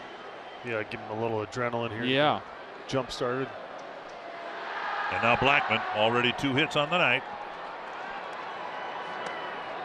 Stewart making one prior appearance since spending nearly 3 months on the injured list. Went on the injured list in late June, returned in late September. Foul back, 1-1. The other outing went fine, 1 inning, gave up a hit, no big deal. And the hits here, at least the first 2, not hit well at all.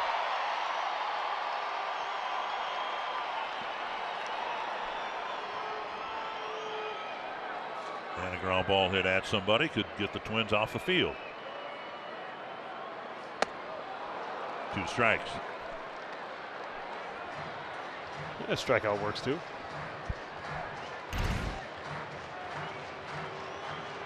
Well, I think he threw that sweeper that Doyle hit and didn't move as much, acted more like a cutter, so maybe trust the fastball. Popped up. Castro has no play.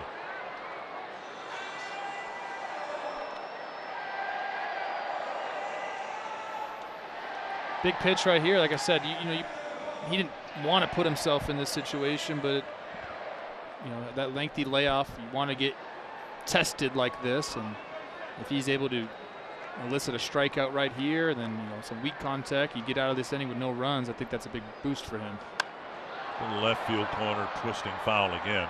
Twins had Thielbar warmed up.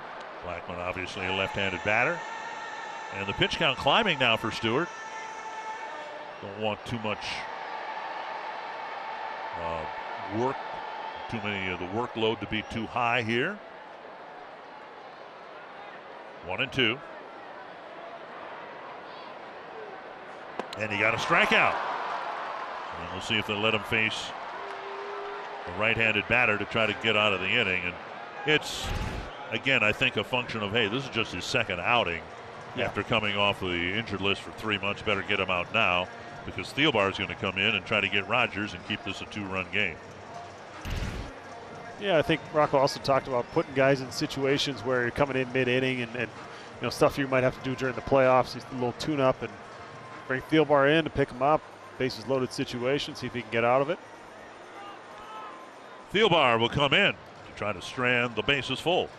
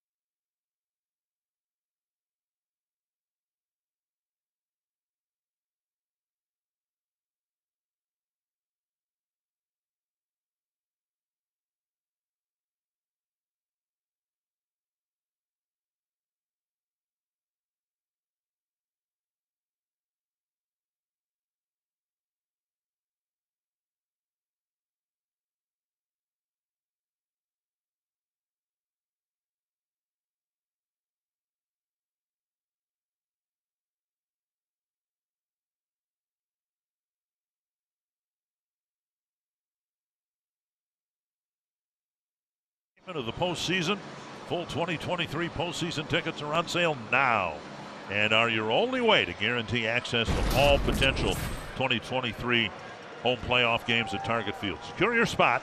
Visit twins.com/postseason. 5 batters faced, 3 consecutive singles, a strikeout to end his outing. I know Caleb Thielbar will try to get Brendan Rodgers.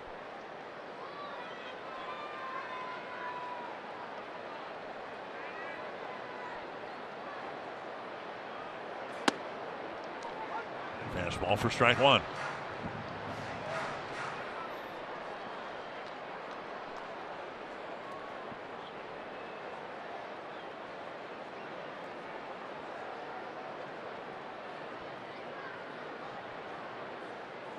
2 strikes. Ugh. Well, he's breaking ball breaks here. Sheesh. Start above the zone and end up below the zone. That's one of the nastier pitches I've seen all year this year. That's why he's been effective against righties. Fly ball center field, and it will carry to Taylor. Nice job by Thielbar as he leaves 3 men on base. It's still a 6-4 ball game.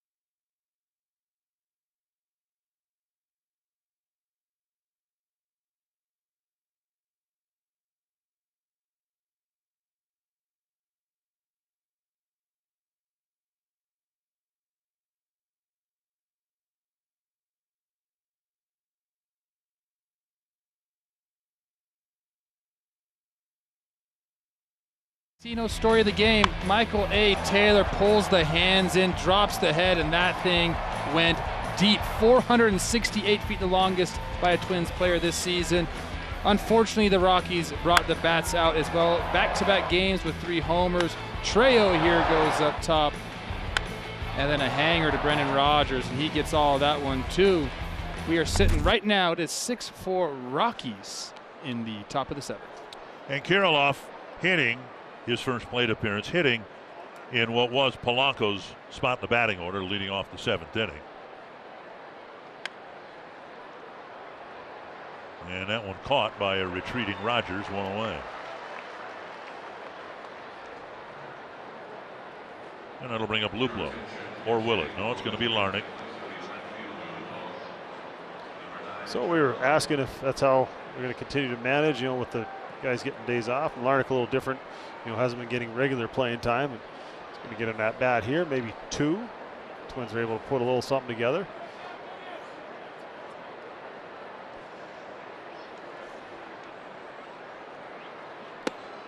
In there, a strike.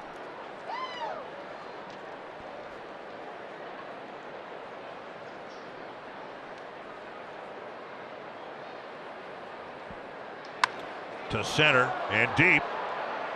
Doyle is back and it's gone, a home run. Trevor Larnach off the bench makes it a 1-run ball game. His swing looks so much more settled. He looks so much better since he's come back up. He's able to let the off-speed stuff travel. He's confident that he can get to the fastballs. Made some adjustments when he went back down to AAA. And not getting as much of an opportunity to play as he did early in the year, but he's making the most of the time when he does get to go out there. And this ball barreled up and deep to center. Jeffers takes ball 1. To have a guy like Trevor Larnach as, kind of an extra piece on your roster really speaks to the depth that the Twins have built in this organization. He's a good hitter. He's going to be a good big league hitter. And we have a tie game. Wow. That's the second one that's landed on the concourse beyond the seats. That thing bounced out of the ballpark. I'll go down to the players parking out there behind left field. My mouth is wide open. That is incredible. 465 right there. I thought it went even a little bit further, Michael A's, but he still holds the record now. Jeffers unleashes with those big old legs, those tree trunks, puts them into the ball. Look at this swing right here. It was just a little rolling breaking ball. Just hung in the zone, 3 feet short of Taylor's.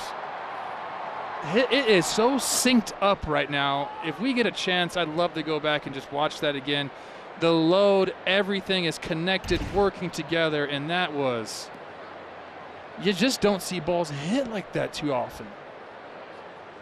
We've seen 2 of them in this game that have gone up there. Look at this swing, guys. I mean, just look at the amount of power that gets thrown into this baseball. It's all in the hips.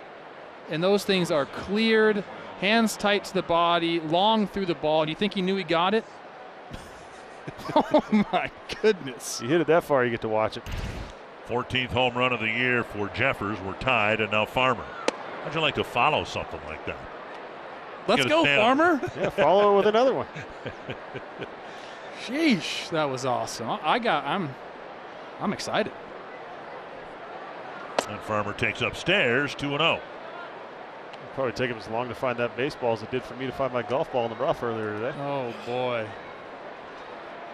What Scotty Elger used to say, need a hamburger and a flashlight to find that one? Wow. That was 2 balls. I mean, played here for a couple of years, and occasionally you would see balls get up there on that flat part of that concourse above the left field seats. 3-1 now. But 2 in the first 7 innings or 6.5 innings of this game. It's incredible. Hey, Kyle, it's 3-1 right here. Let's take a hack.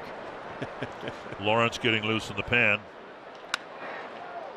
Knocked down. Nice catch by Montero. And he lost the ball. Reaching for the bag. The ball came out of his glove. And Farmer will get his second hit. Is that a knock? Oh, it's got to be a knock. I love it. I want it to be. And he had to, forgive me for saying this, but he had to hustle to the bag because Farmer was hustling up the line. They're going to take a look at it. He dropped it, and then he picked it back up. Whoa. I don't know. Ground cause fumble here. No, the ball came out. I don't think anything was touching the base as he picked the ball up. But then he grabs it with his bare hand after it's on the ground. Hollowell a little late getting over there, but he was going to beat Farmer once he made up his mind that he was going to go to the bag. It was a little too late. Colorado is challenging the safe call at first base. I got him safe. I think he's safe. I don't think there was control of the like, crazy to say that in a baseball game, but control of the ball. But I think he had the ball in his bare hand. The glove was touching the base. But he fumbled it the first time he went for it with his bare hand. Yeah. I got him safe. Right here, he fumbles it. They're showing the Jumbotron. He didn't have it. That was a trap. Catch or no catch. Oh, Mike Radman there on the right-hand side of your screen. Take a look at it. Ball's in the glove. So they're going to say the out is recorded there. But the ball, no, the ball was on its way out. Right here also, he misses it. He doesn't have control. See it come out again. Then when he picks it up again, I don't think anything's touching the base. Give Farmer credit. Upon review, the call on the field is confirmed. Runner is safe. Colorado loses their challenge. All right, so base hit. And it's a difference, too, between a call standing, where there's just not enough proof to overturn it, and confirming it, which means the umpire made the right call in the first place. Yeah, go down as an E3. Really? I'm not the official scorer. You know everything's a hit if you ask us to. Well, Hollowell come out. Gave the Rockies an inning and a third, but then home run error in a tie game, a pitching change with Lawrence coming in for Colorado.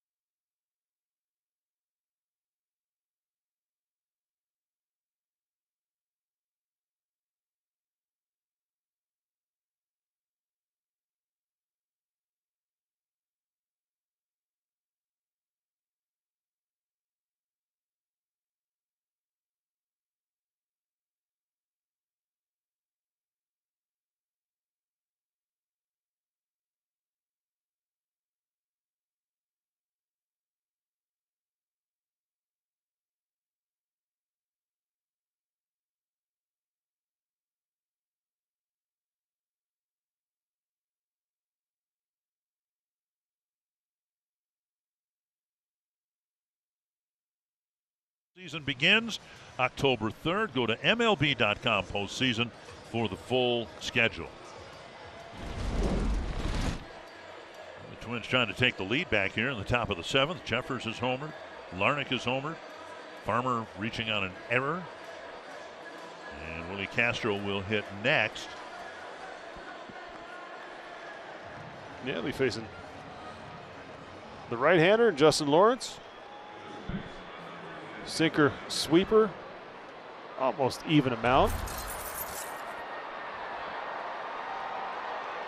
Castro 0 for 3. There's a strike on the outside edge. I'd like to be hitting right now, Plouffe. This arm angle, righty throwing 96. Used to see a guy throw from this spot and it'd be about 86 miles an hour. He's got some velocity coming from that arm slot. Velo, hair, 3/4 sleeves, a little bit of everything coming at you. And the surprising thing is, lefties are hitting 212. He's actually handled lefties better than he has righties. It seemed like that ball would start behind you as a right-handed hitter. So that's why you see Castro and Kepler lefties, and they make the move to bring him in. And a base hit to left. Castro's first hit. First and second now, one down, and Kepler coming to the plate. I'll tell you who doesn't care about arm angles or miles per hour right now. It's Willie Castro. And probably this guy at the plate as well, Max Kepler. This is a beautiful swing by Willie right here. The thing you have to do with guys that throw, from this angle, you got to stay inside the ball. You can't try to pull these guys. Doesn't matter what side of the batter's box you're in. You have to stay inside of the ball. You can't try to do too much with it. And basically what Willie Castro just did, do that. If you're a kid watching at home, check that one out. Well, it's just so hard for a right-handed pitcher to a left-hand hitter to get the ball the inside part of the plate because it's starting so far on the third base side. Kepler checks and takes a strike. And that's a nasty pitch. And that sweeper something. But if you're looking out over, right, and you're thinking through that other gap, and he throws you that sweeper, but your approach is the other way, you're just going to catch it out front. If he throws you one that hangs.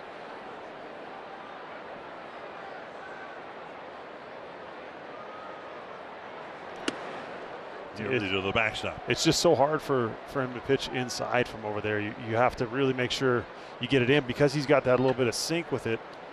If he starts that ball in the inside corner, it's going to end up on middle to middle third. So he's got to make sure he gets it all the way in there. And it's hard for him to be consistent on that side of the plate into the lefties. Low, and it's 2-1. Kepler with a double and a run scored in the second, a line out to right field in the fourth. Drew a leadoff walk in the sixth.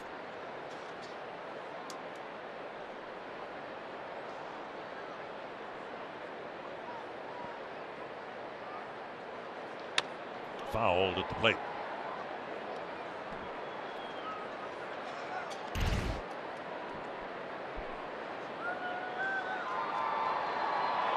The arm angle isn't as low as it kind of seems. It is sidearm, not submarine, which allows him to have a little bit more velo on the ball. But you're right.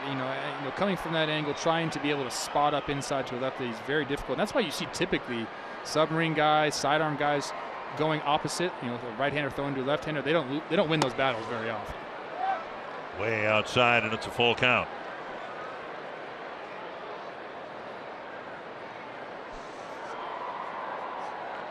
Two solo home runs already for the Twins this half inning.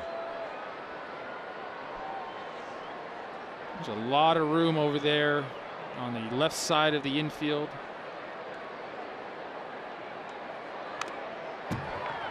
Saw Vasquez in the on-deck circle.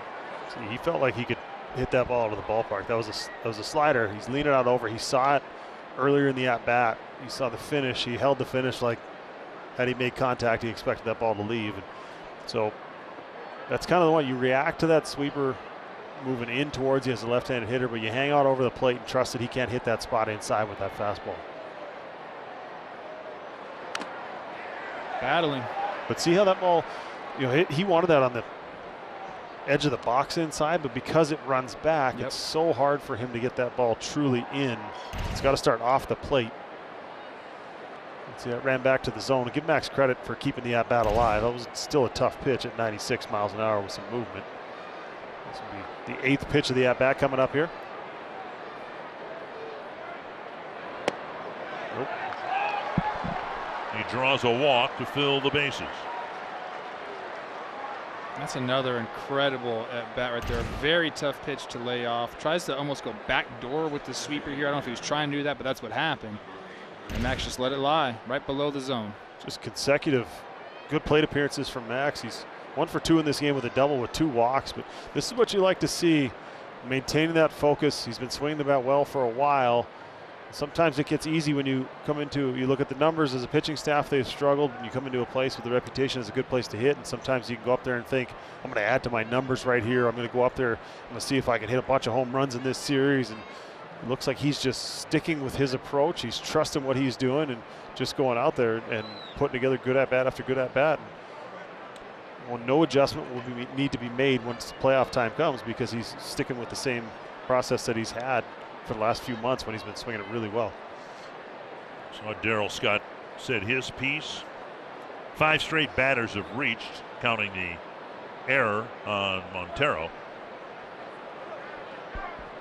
Vasquez 0 for 3, a strikeout, a ground out, and a fly ball.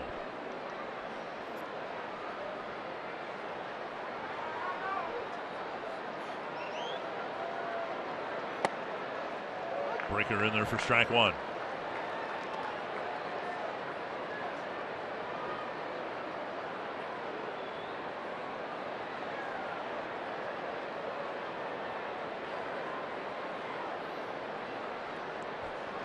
Two strikes. Michael A. Taylor on deck.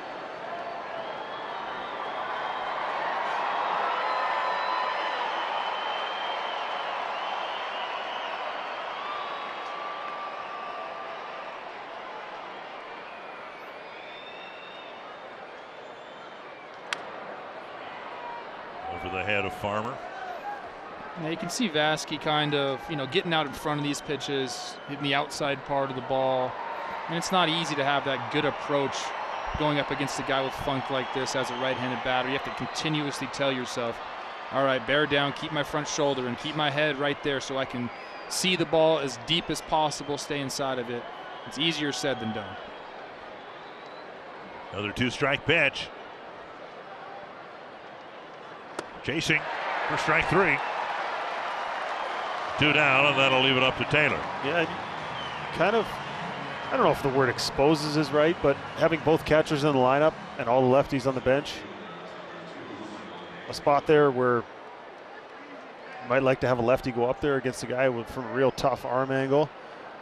But so you wonder, maybe he's just trying to keep both catchers involved and give them at bats. It's been a good year for both those guys. In there for strike 1. Thought it was inside.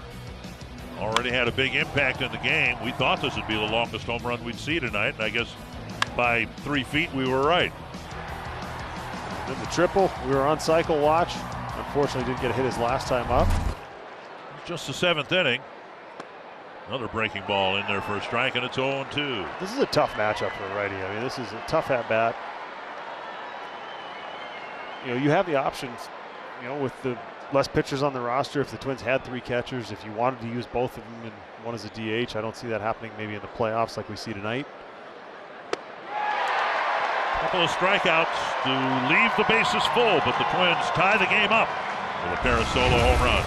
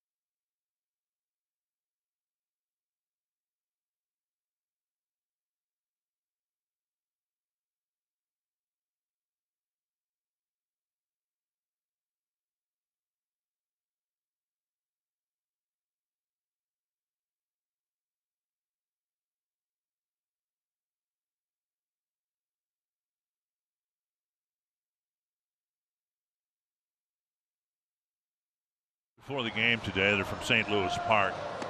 And I'm flattered, of course, but frankly, I think I'm too young. About 15 years. Yeah.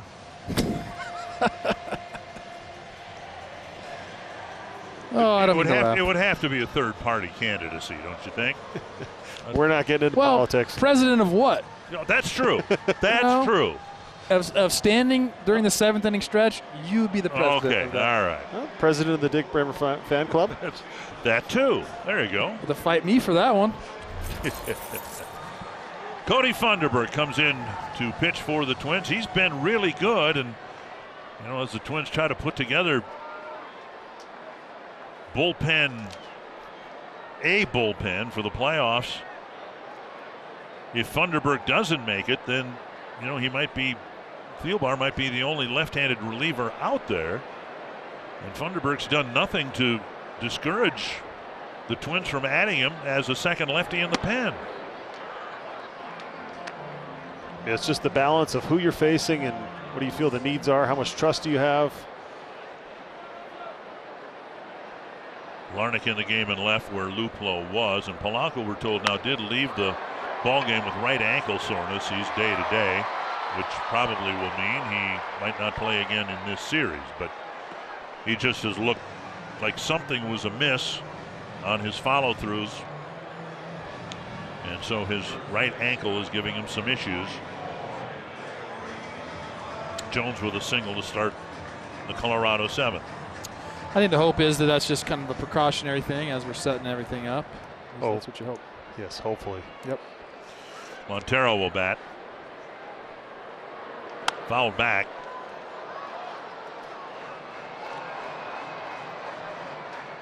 The base hit, just the 5th against Funderburk in 9 innings, and the only hit of any consequence was a solo home run.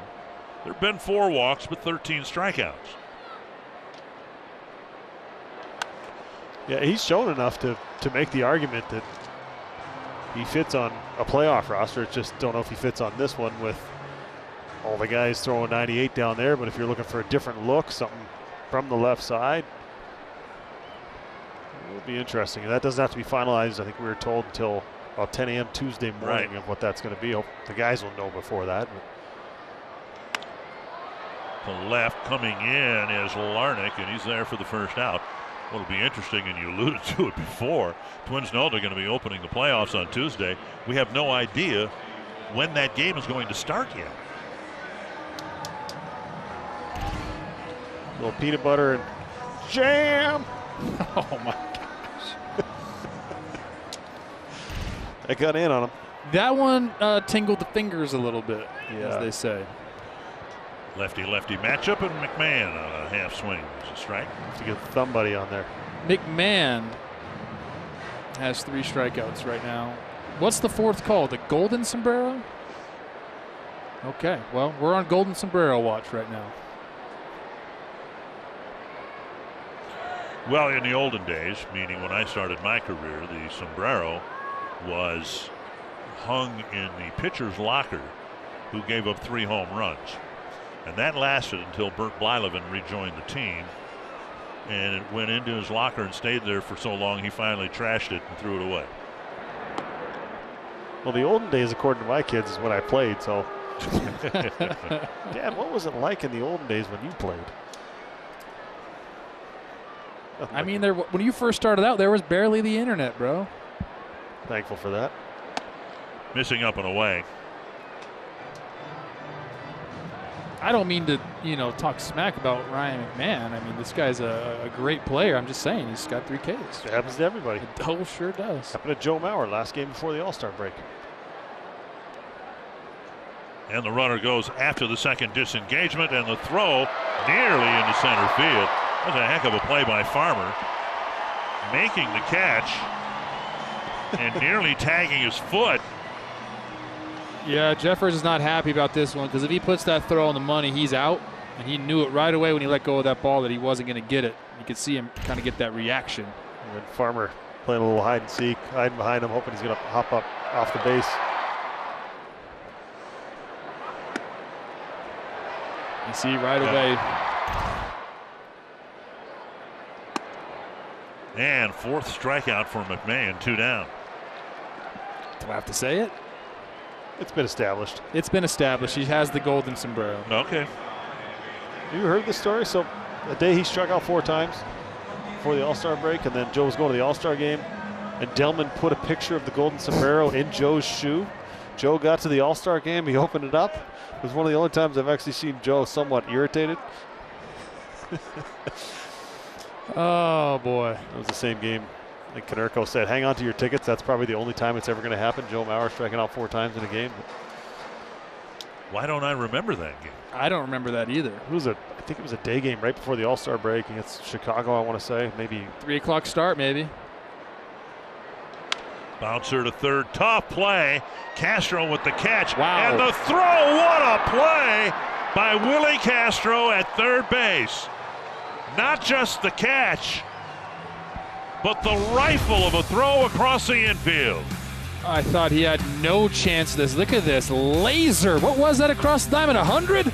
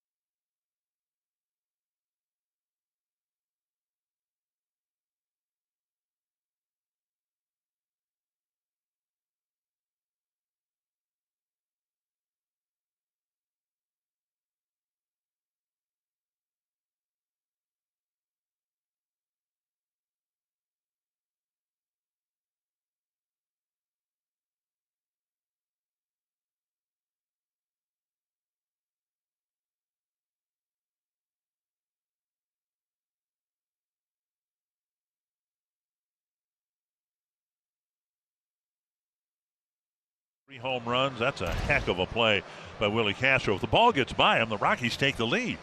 Watch the back step right here. Takes the big hop, gets back up. You got to get on top of that throw, and that is just all strength right there for him. Brings him down to the rear end there, gets back up, and just fires an absolute dot over there to Kirilloff. He can do it all in the field. He really can. And we're not going to give you the StatCast numbers on that throw because we don't agree with them. I don't believe it. Nope. Solano will lead things off in the 8th for the Twins, and Kirilloff and Larnach.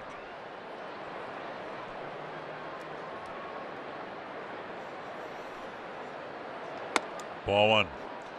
Solano hit by a pitch in the 4th, nothing serious, 0 for 3 in and around that.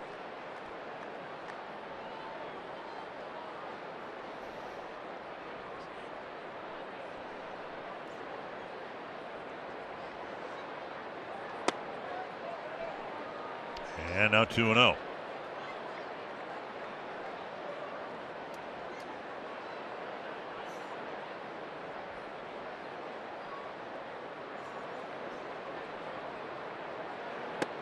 And a strike. Night game again tomorrow, then a day game on Sunday. Every game in the major leagues on Sunday will start at the same time to try to make some dramatic moments with one team winning here, another team losing there simultaneously. The best example of that was probably 20 years ago already, maybe more than that. The NCAA tournament, when in a span of about 90 seconds, they had 3 dramatic finishes in the NCAA basketball tournament. We'll see how it turns out on Sunday. Foul back, 2-2. Well, I can tell you one person who doesn't like it, the traveling secretary, who's responsible for making sure the plane's either going to Minnesota or the plane's going to Dallas or the plane's going to Houston or the plane's going to Seattle or wherever it is. It's a challenge on those travel days running that thing all together like that, but it makes for excitement. That's poked down the line, and that'll be foul.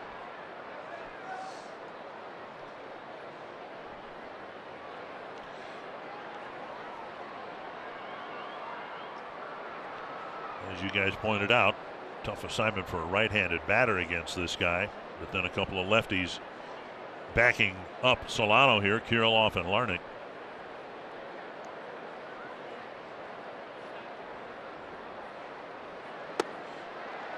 And another strikeout. He picked up a couple of strikeouts to end the 8th. A sellout tonight, 47,272. Not bad for a team with 100 losses, but as you mentioned very early on in our broadcast, they got fireworks after the game tonight. Yeah, they always pack them in for fireworks here, but I think it's kind of cool coming into these National League cities that we don't get to come to too often and looking around and seeing the Twins jerseys, whether they're transplants or just Twins fans that live here, and seeing Herbeck out there. You got everything. You got Puckett. It's always a popular one. You just look around. They're kind of scattered throughout the ballpark. Kind of fun to come in and see. And then now we know it's going to be every second year. You're going to make a trip to this ballpark. Missing the inside edge. Pretty good pitch, 1-1. This is a fun at bat for me. I think, the way Kirilloff approaches hitting and the way Lawrence has been throwing the ball the last 3 hitters. This makes for a good one-on-one matchup here. 2-1. And Kirilloff's not going to chase, not going to expand the zone. He's going to stay balanced up there. It's going to be up to Lawrence to make the pitches. If he doesn't, you know the damage Kirilloff can do.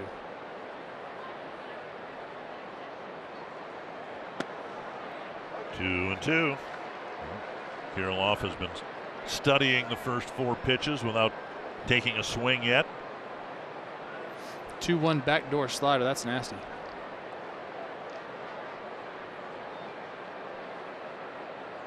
Three and 2. You try to go back out there. Well, we saw him try that to left-hand hitters. That backdoor breaking ball started off the plate, he threw a couple of them below the zone, ended up walking, but he's close. Now a swing and a tapper foul.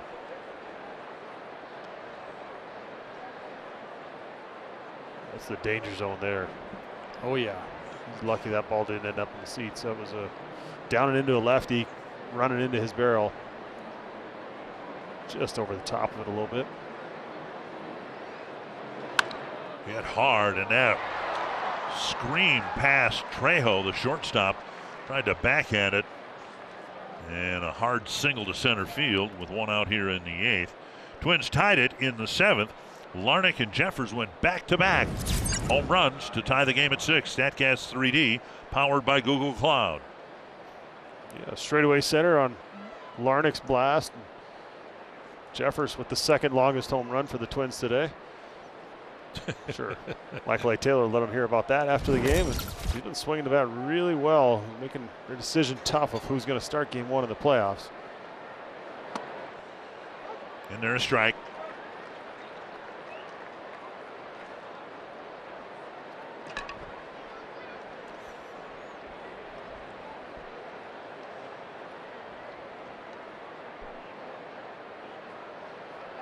On the ground.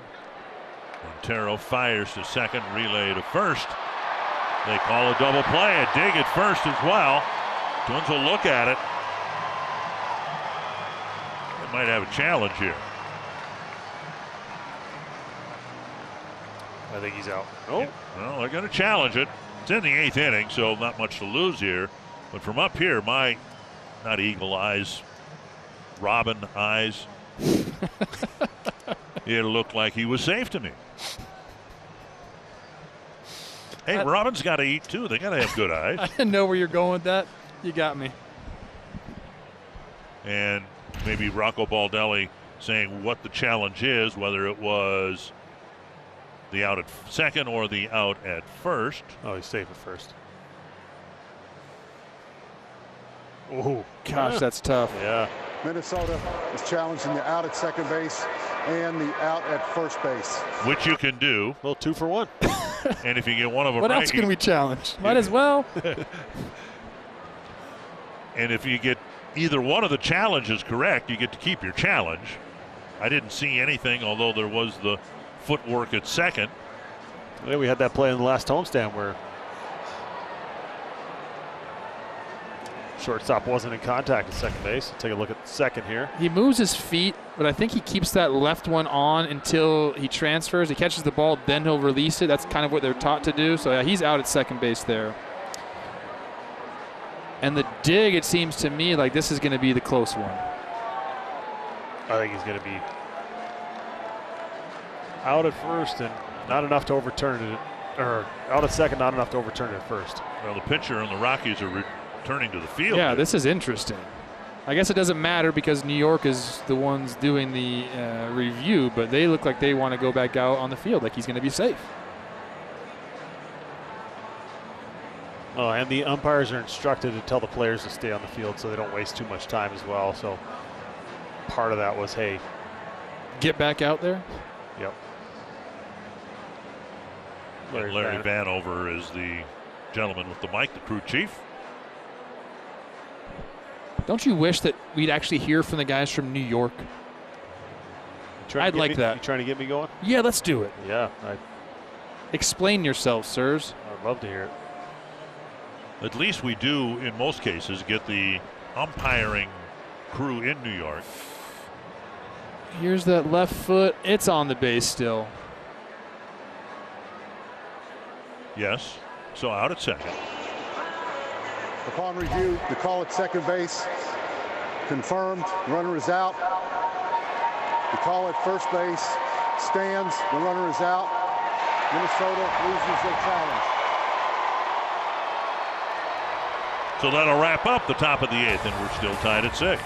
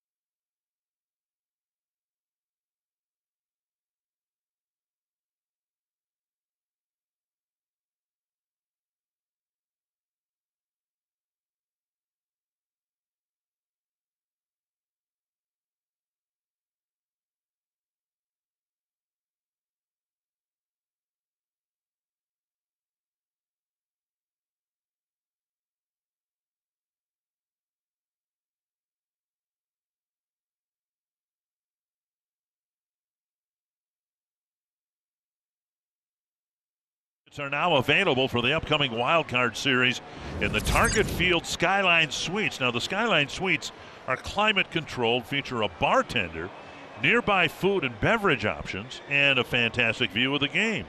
Skyline Suite tickets for Wild Card games are available for just $97 per person. Seating is limited. You can log on to twins.com/postseason today. It's going to be fun.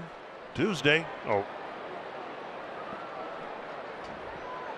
Thunderberg starting his second inning of work. Yeah, can't wait.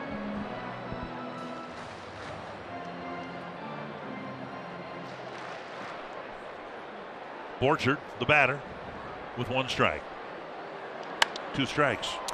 For those scoreboard watching, wanting to know what's going on in the AL and NL wildcard, the Cubs tied the game on an Ian Happ homer in the 9th against the Brewers, keeping their playoff hopes alive. St. Louis putting up a good battle against Cincinnati as well. Well, Adam Wainwright got an at bat. He wanted one, and he got it. Not going to pitch again, he said, but I might play, and he got in there tonight. Well, he could hit. Well, that's all relative, Morny. I don't know if he could really hit. For a pitcher. For a pitcher. Like running fast for a catcher? Same type of deal? Yes. I believe they call that a backhanded compliment. Vanderberg with a strikeout to start the 8th. In Arizona, still no score in the 4th inning. And all weekend long there, Diamondbacks doing a nice thing, paying tribute to their longtime broadcaster, the voice of the Diamondbacks since their inception 26 years ago. Greg Schulte is retiring after this year. So Greg's a good guy, and announced at the start of the year this was going to be his last year, and so they're having a Greg Schulte love fest there this weekend, and it's well deserved. Love it. You love love. So do I. 1 strike to Trejo. Probably get Now 2 strikes. a thesaurus up here. Some more options.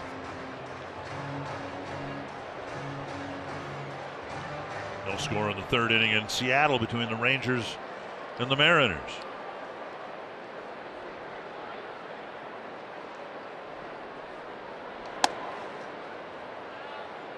Yeah, we stuck around and watched the finish of that game last night. That was entertaining. Yes. J.P. Crawford getting the job done. 1-2. 2-2. It's nice, you know, as a Twins fan, being able to kind of relax these last 3 games, but you sort of envy these teams that are still kind of fighting for it, right? You're on the edge of your seat with every pitch that's being thrown.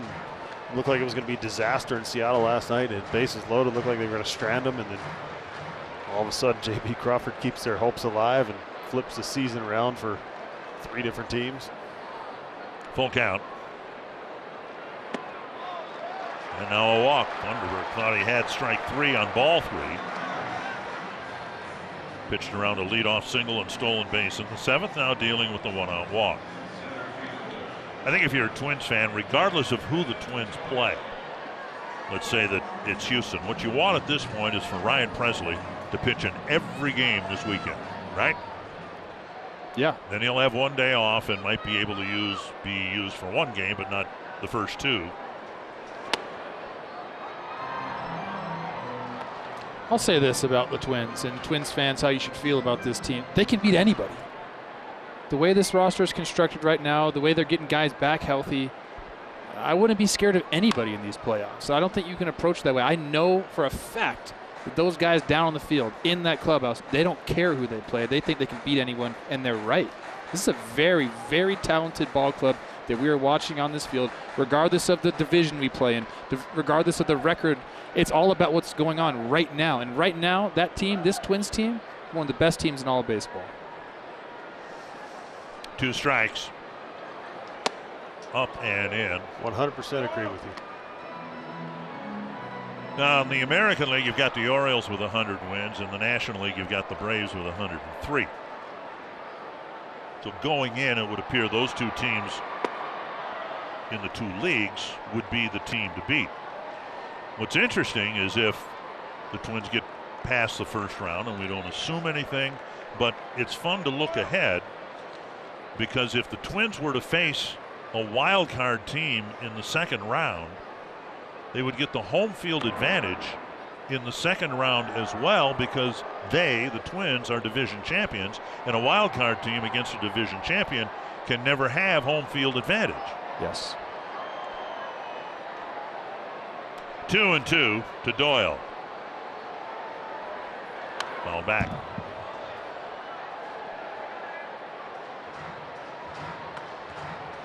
Yeah, there should be a buzz around the Twin Cities about this Twins team this year. Going into the playoffs, it's exciting, sure, but the talent that they have on this field and the ability for them to go deep into the playoffs. I mean, I asked Max Kepler that. I said, is this the best Twins team you have ever played for? And he said, yeah. And now 3-2 to Doyle. It's the best one I've seen in a while. The ability to do so many different things, I think, is kind of what separates it for me. Obviously, the pitching, well, we're going to talk about that a lot, but just the versatility. And we got a pick off here. How many throws? There we go, boys.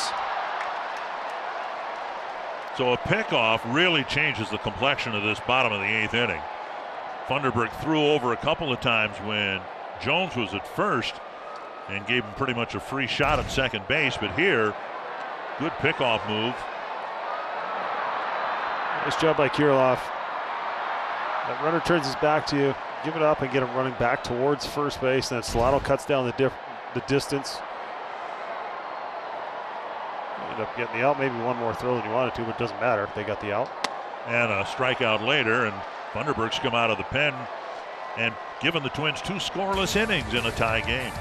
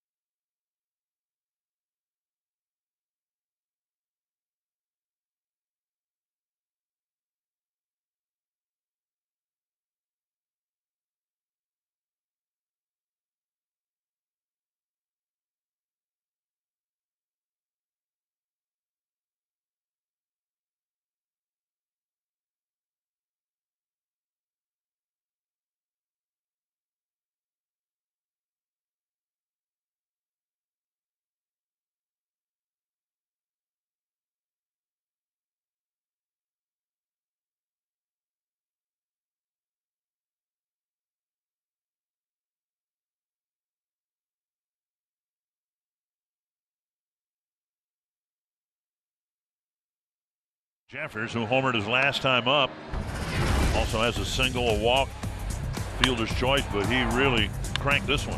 Yeah, he has the second farthest home run by a Twin tonight. That ball was absolutely crushed. It was, as soon as it left the bat, it was how far is this thing going to go? And he made a comment kind of half jokingly. The Twins are 12-0 when he homers. It was brought to his attention. He said, all right, well, just go ahead and hit one on Tuesday and Wednesday then. It was something you love to hear, a little no lacking of confidence in Jeffers. No. I know I've been gassing the Twins up quite a bit on this broadcast, but the thing I'll always say about having a catcher like Jeffers, a guy that can really hit the ball and be an offensive threat, that's a cheat code. It's like having a really good tight end on a football team. Mismatches everywhere. This Jeffers being an offensive threat the way he is gives the Twins a leg up on many teams in baseball. Ryan Jeffers facing former Twin Kinley. Made his debut with the Twins in 2018. He came back August 1st. Had a flexor tear last year. Missed the most of the first part of the season. Pitched for a couple of weeks. Went back on the injured list. He's back active now. He's got a plus arm. Throws a lot of sliders.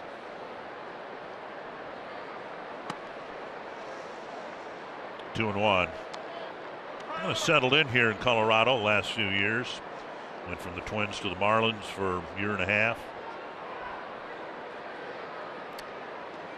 Kinley, a rare pitcher with the finger out of the glove.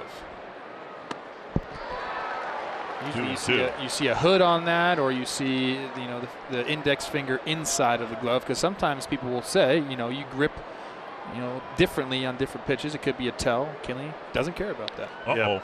It can be if you're squeezing, throwing a split, something off speed, that finger stays against the leather in the glove, and on a fastball when you're not gripping it as tight, it's a little different.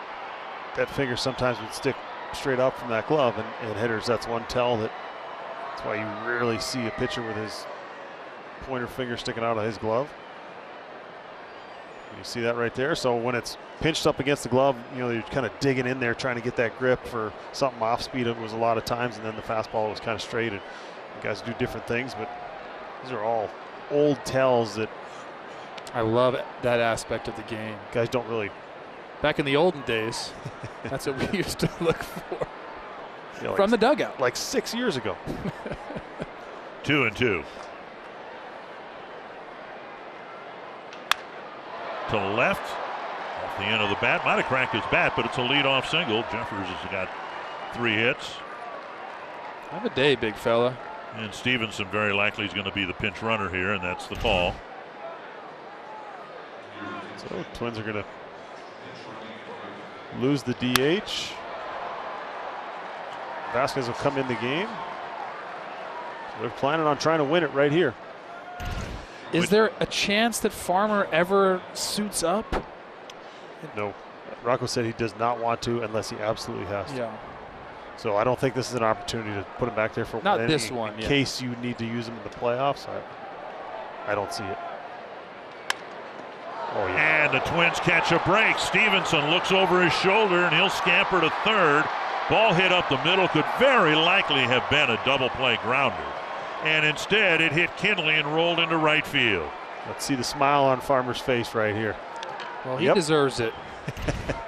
At the last one called in air, this one could have been a double play. Scoots off Kinley's foot for a base knock, and there is no better feeling as a hitter when you see that ball go, and nobody's there to recover it. Looks like Rogers would have been in position to field the ball behind the bag, step on the bag, and turn it into a double play. But now the Rockies have to bring the infield in here. First and third, nobody out. And the Twins with Willie Castro at the plate, and more so in the first half of the year. But this was the recipe for a safety squeeze. Castro involved in most of the safety squeezes for the Twins, either as the runner at third or the bunter at the plate. And that might be what Bud Black is coming out here to talk about, because he has to leave Kinley in there. He's only faced 2 batters. Yeah, the challenge with this is in this ballpark, playing for 1 run, even in the ninth, can be I've seen too many crazy things happen here. It's just I like the opportunity of scoring a run and getting the next guy into scoring position. I'm just saying, in this ballpark, sometimes you have to play things a little bit differently. It'll be interesting to see. Or are they using it as a test run for the postseason?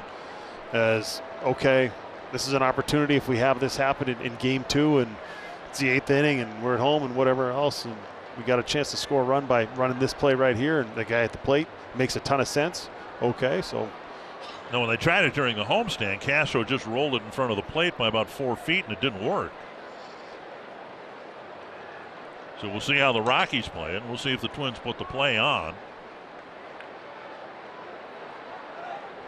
And there's really no defense against it if the ball is put on the ground any distance at all from home plate, unless it went right back to the mound, I suppose.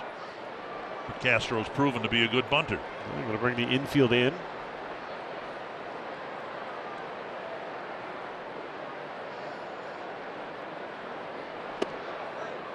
Down and in ball 1 with no hint of a bunt. 2 for 11 with runners in scoring position tonight, but I think we got the right guys up here in this situation.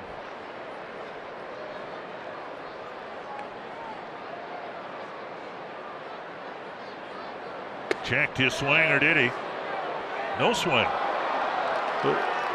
Yeah, I know we're later into the at-bat, but if you bunt him here, Farmer goes to second, Stevenson scores, or if for some reason he doesn't, they're probably going to intentionally walk Kepler. So then you lose that matchup. So there's there's some other things that play out after it happens, but I'm surprised this one wasn't called here. It was last night in Philadelphia. Oh no. Different guy umpiring third base. 2-1. No offense, Angel. A little bit. Nobody out. Twins threatening in the ninth. 2-2. Good swing.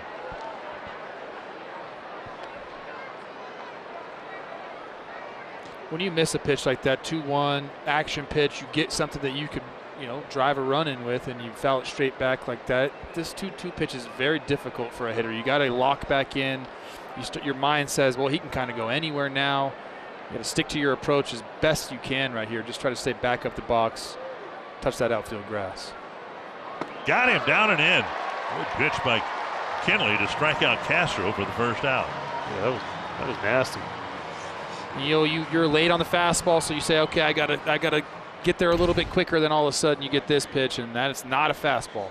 Yeah, just disappearing slider down and in. You're right, Plouffe. You get that fastball away, and you say, okay, I had a really good swing. I was on time to it. I just missed it, or whatever it is. You're telling yourself, you go, there's no way he throws me that pitch again. And then you start, overthinking it a little bit. And, there's not too many left-hand hitters that lay off that pitch right there in that location. Just a nasty slider down and in. But Kepler. You're in trouble when you miss the one you got to hit. Yep. Beaten foul, 1 strike.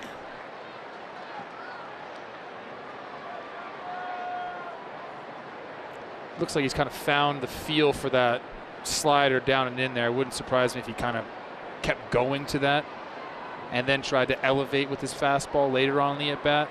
I'd assume he throws a couple more of those sliders right here. Driven to center. Going back is Doyle. Out number 2. Tagging Stevenson. And the Twins take the lead. Kepler driving it to the warning track in center. And it's 7-6 Minnesota. That's a good swing right there. He stayed on this ball. He barreled it. He made sure he put it in play. He went back to that pitch, but not in the right location. Over the plate, middle of the plate. Kepler, like you said, just kind of easy swing, stayed big part of the field, got the job done.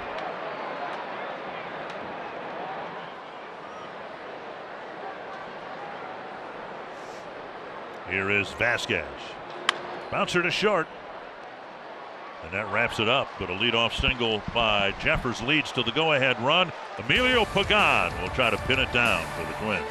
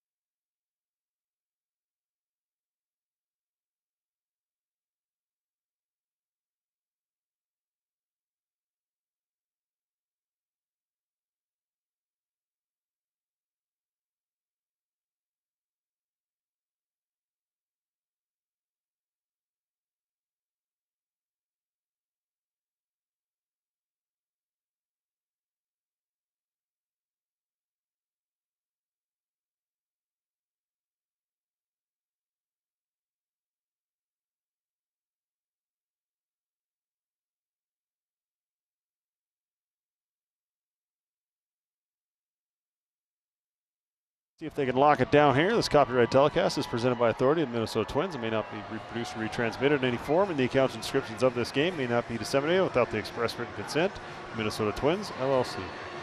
Trevor Plouffe going down to cover post-game duty, which we hope will include a post-game interview for the Twins Live post-game show. And whether we get there at the bottom of the ninth will depend on how Emilio Pagan handles a 1-run lead in the 9th inning. He's got a pitch to the top of the Colorado batting order, starting with Charlie Blackmon.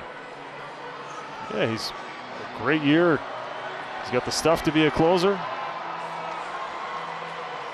I wonder if this is just another test or another opportunity to put a guy in a spot where, hey, if Duran has to come in the 7th to face, or the 8th to face the middle part of the lineup or get you out of a jam, you want to give him another shot at closing one out here. So See how he handles this situation. I assume he'll be just fine. Vasquez going back behind the plate now. No DH for the Twins anymore. High fly, right center field. Taylor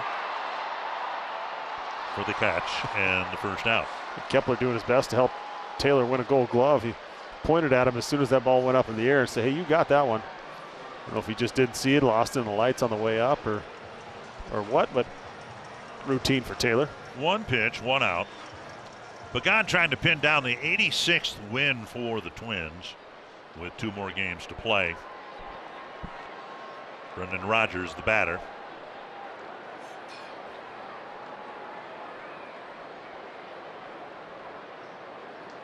Off the plate.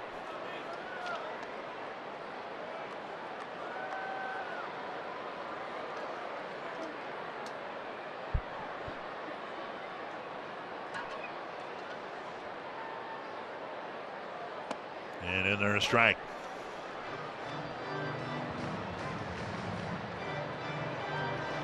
Give this man a lot of credit. Last year didn't go his way, and the Twins committed to him. They felt he was still making some analytically good pitches, and then it didn't get off to a good start for him this year either. Had to come out of the pen early in April at Fenway Park when Maeda got smoked by a line drive. Had a bloated outing against the Red Sox, but since then he's been the type of pitcher the Twins felt they were getting when they made the big trade on opening day last year. And a strikeout for out number 2. And that'll leave it to Nolan Jones. And that pitch really has been the biggest difference for him. Being able to throw that cutter and throw it hard. Good late movement. That one at 90. Earlier in the year when he was saying he wanted to throw that pitch harder, we saw it somewhere between 87, 88, and it's just been climbing. He's getting more confidence with it. He's got a good feel for it. And a fastball buzzing the outside edge, 96. So basically what the Twins have now in Louis Varland is kind of the same mix as Pagan, only a couple of ticks higher, both on the cutter and the fastball. Although that's 97, and that's well above league average. Yeah, both their stuff is velocity-wise very similar now that Louis is coming out of the pen. Rockies down to their last strike.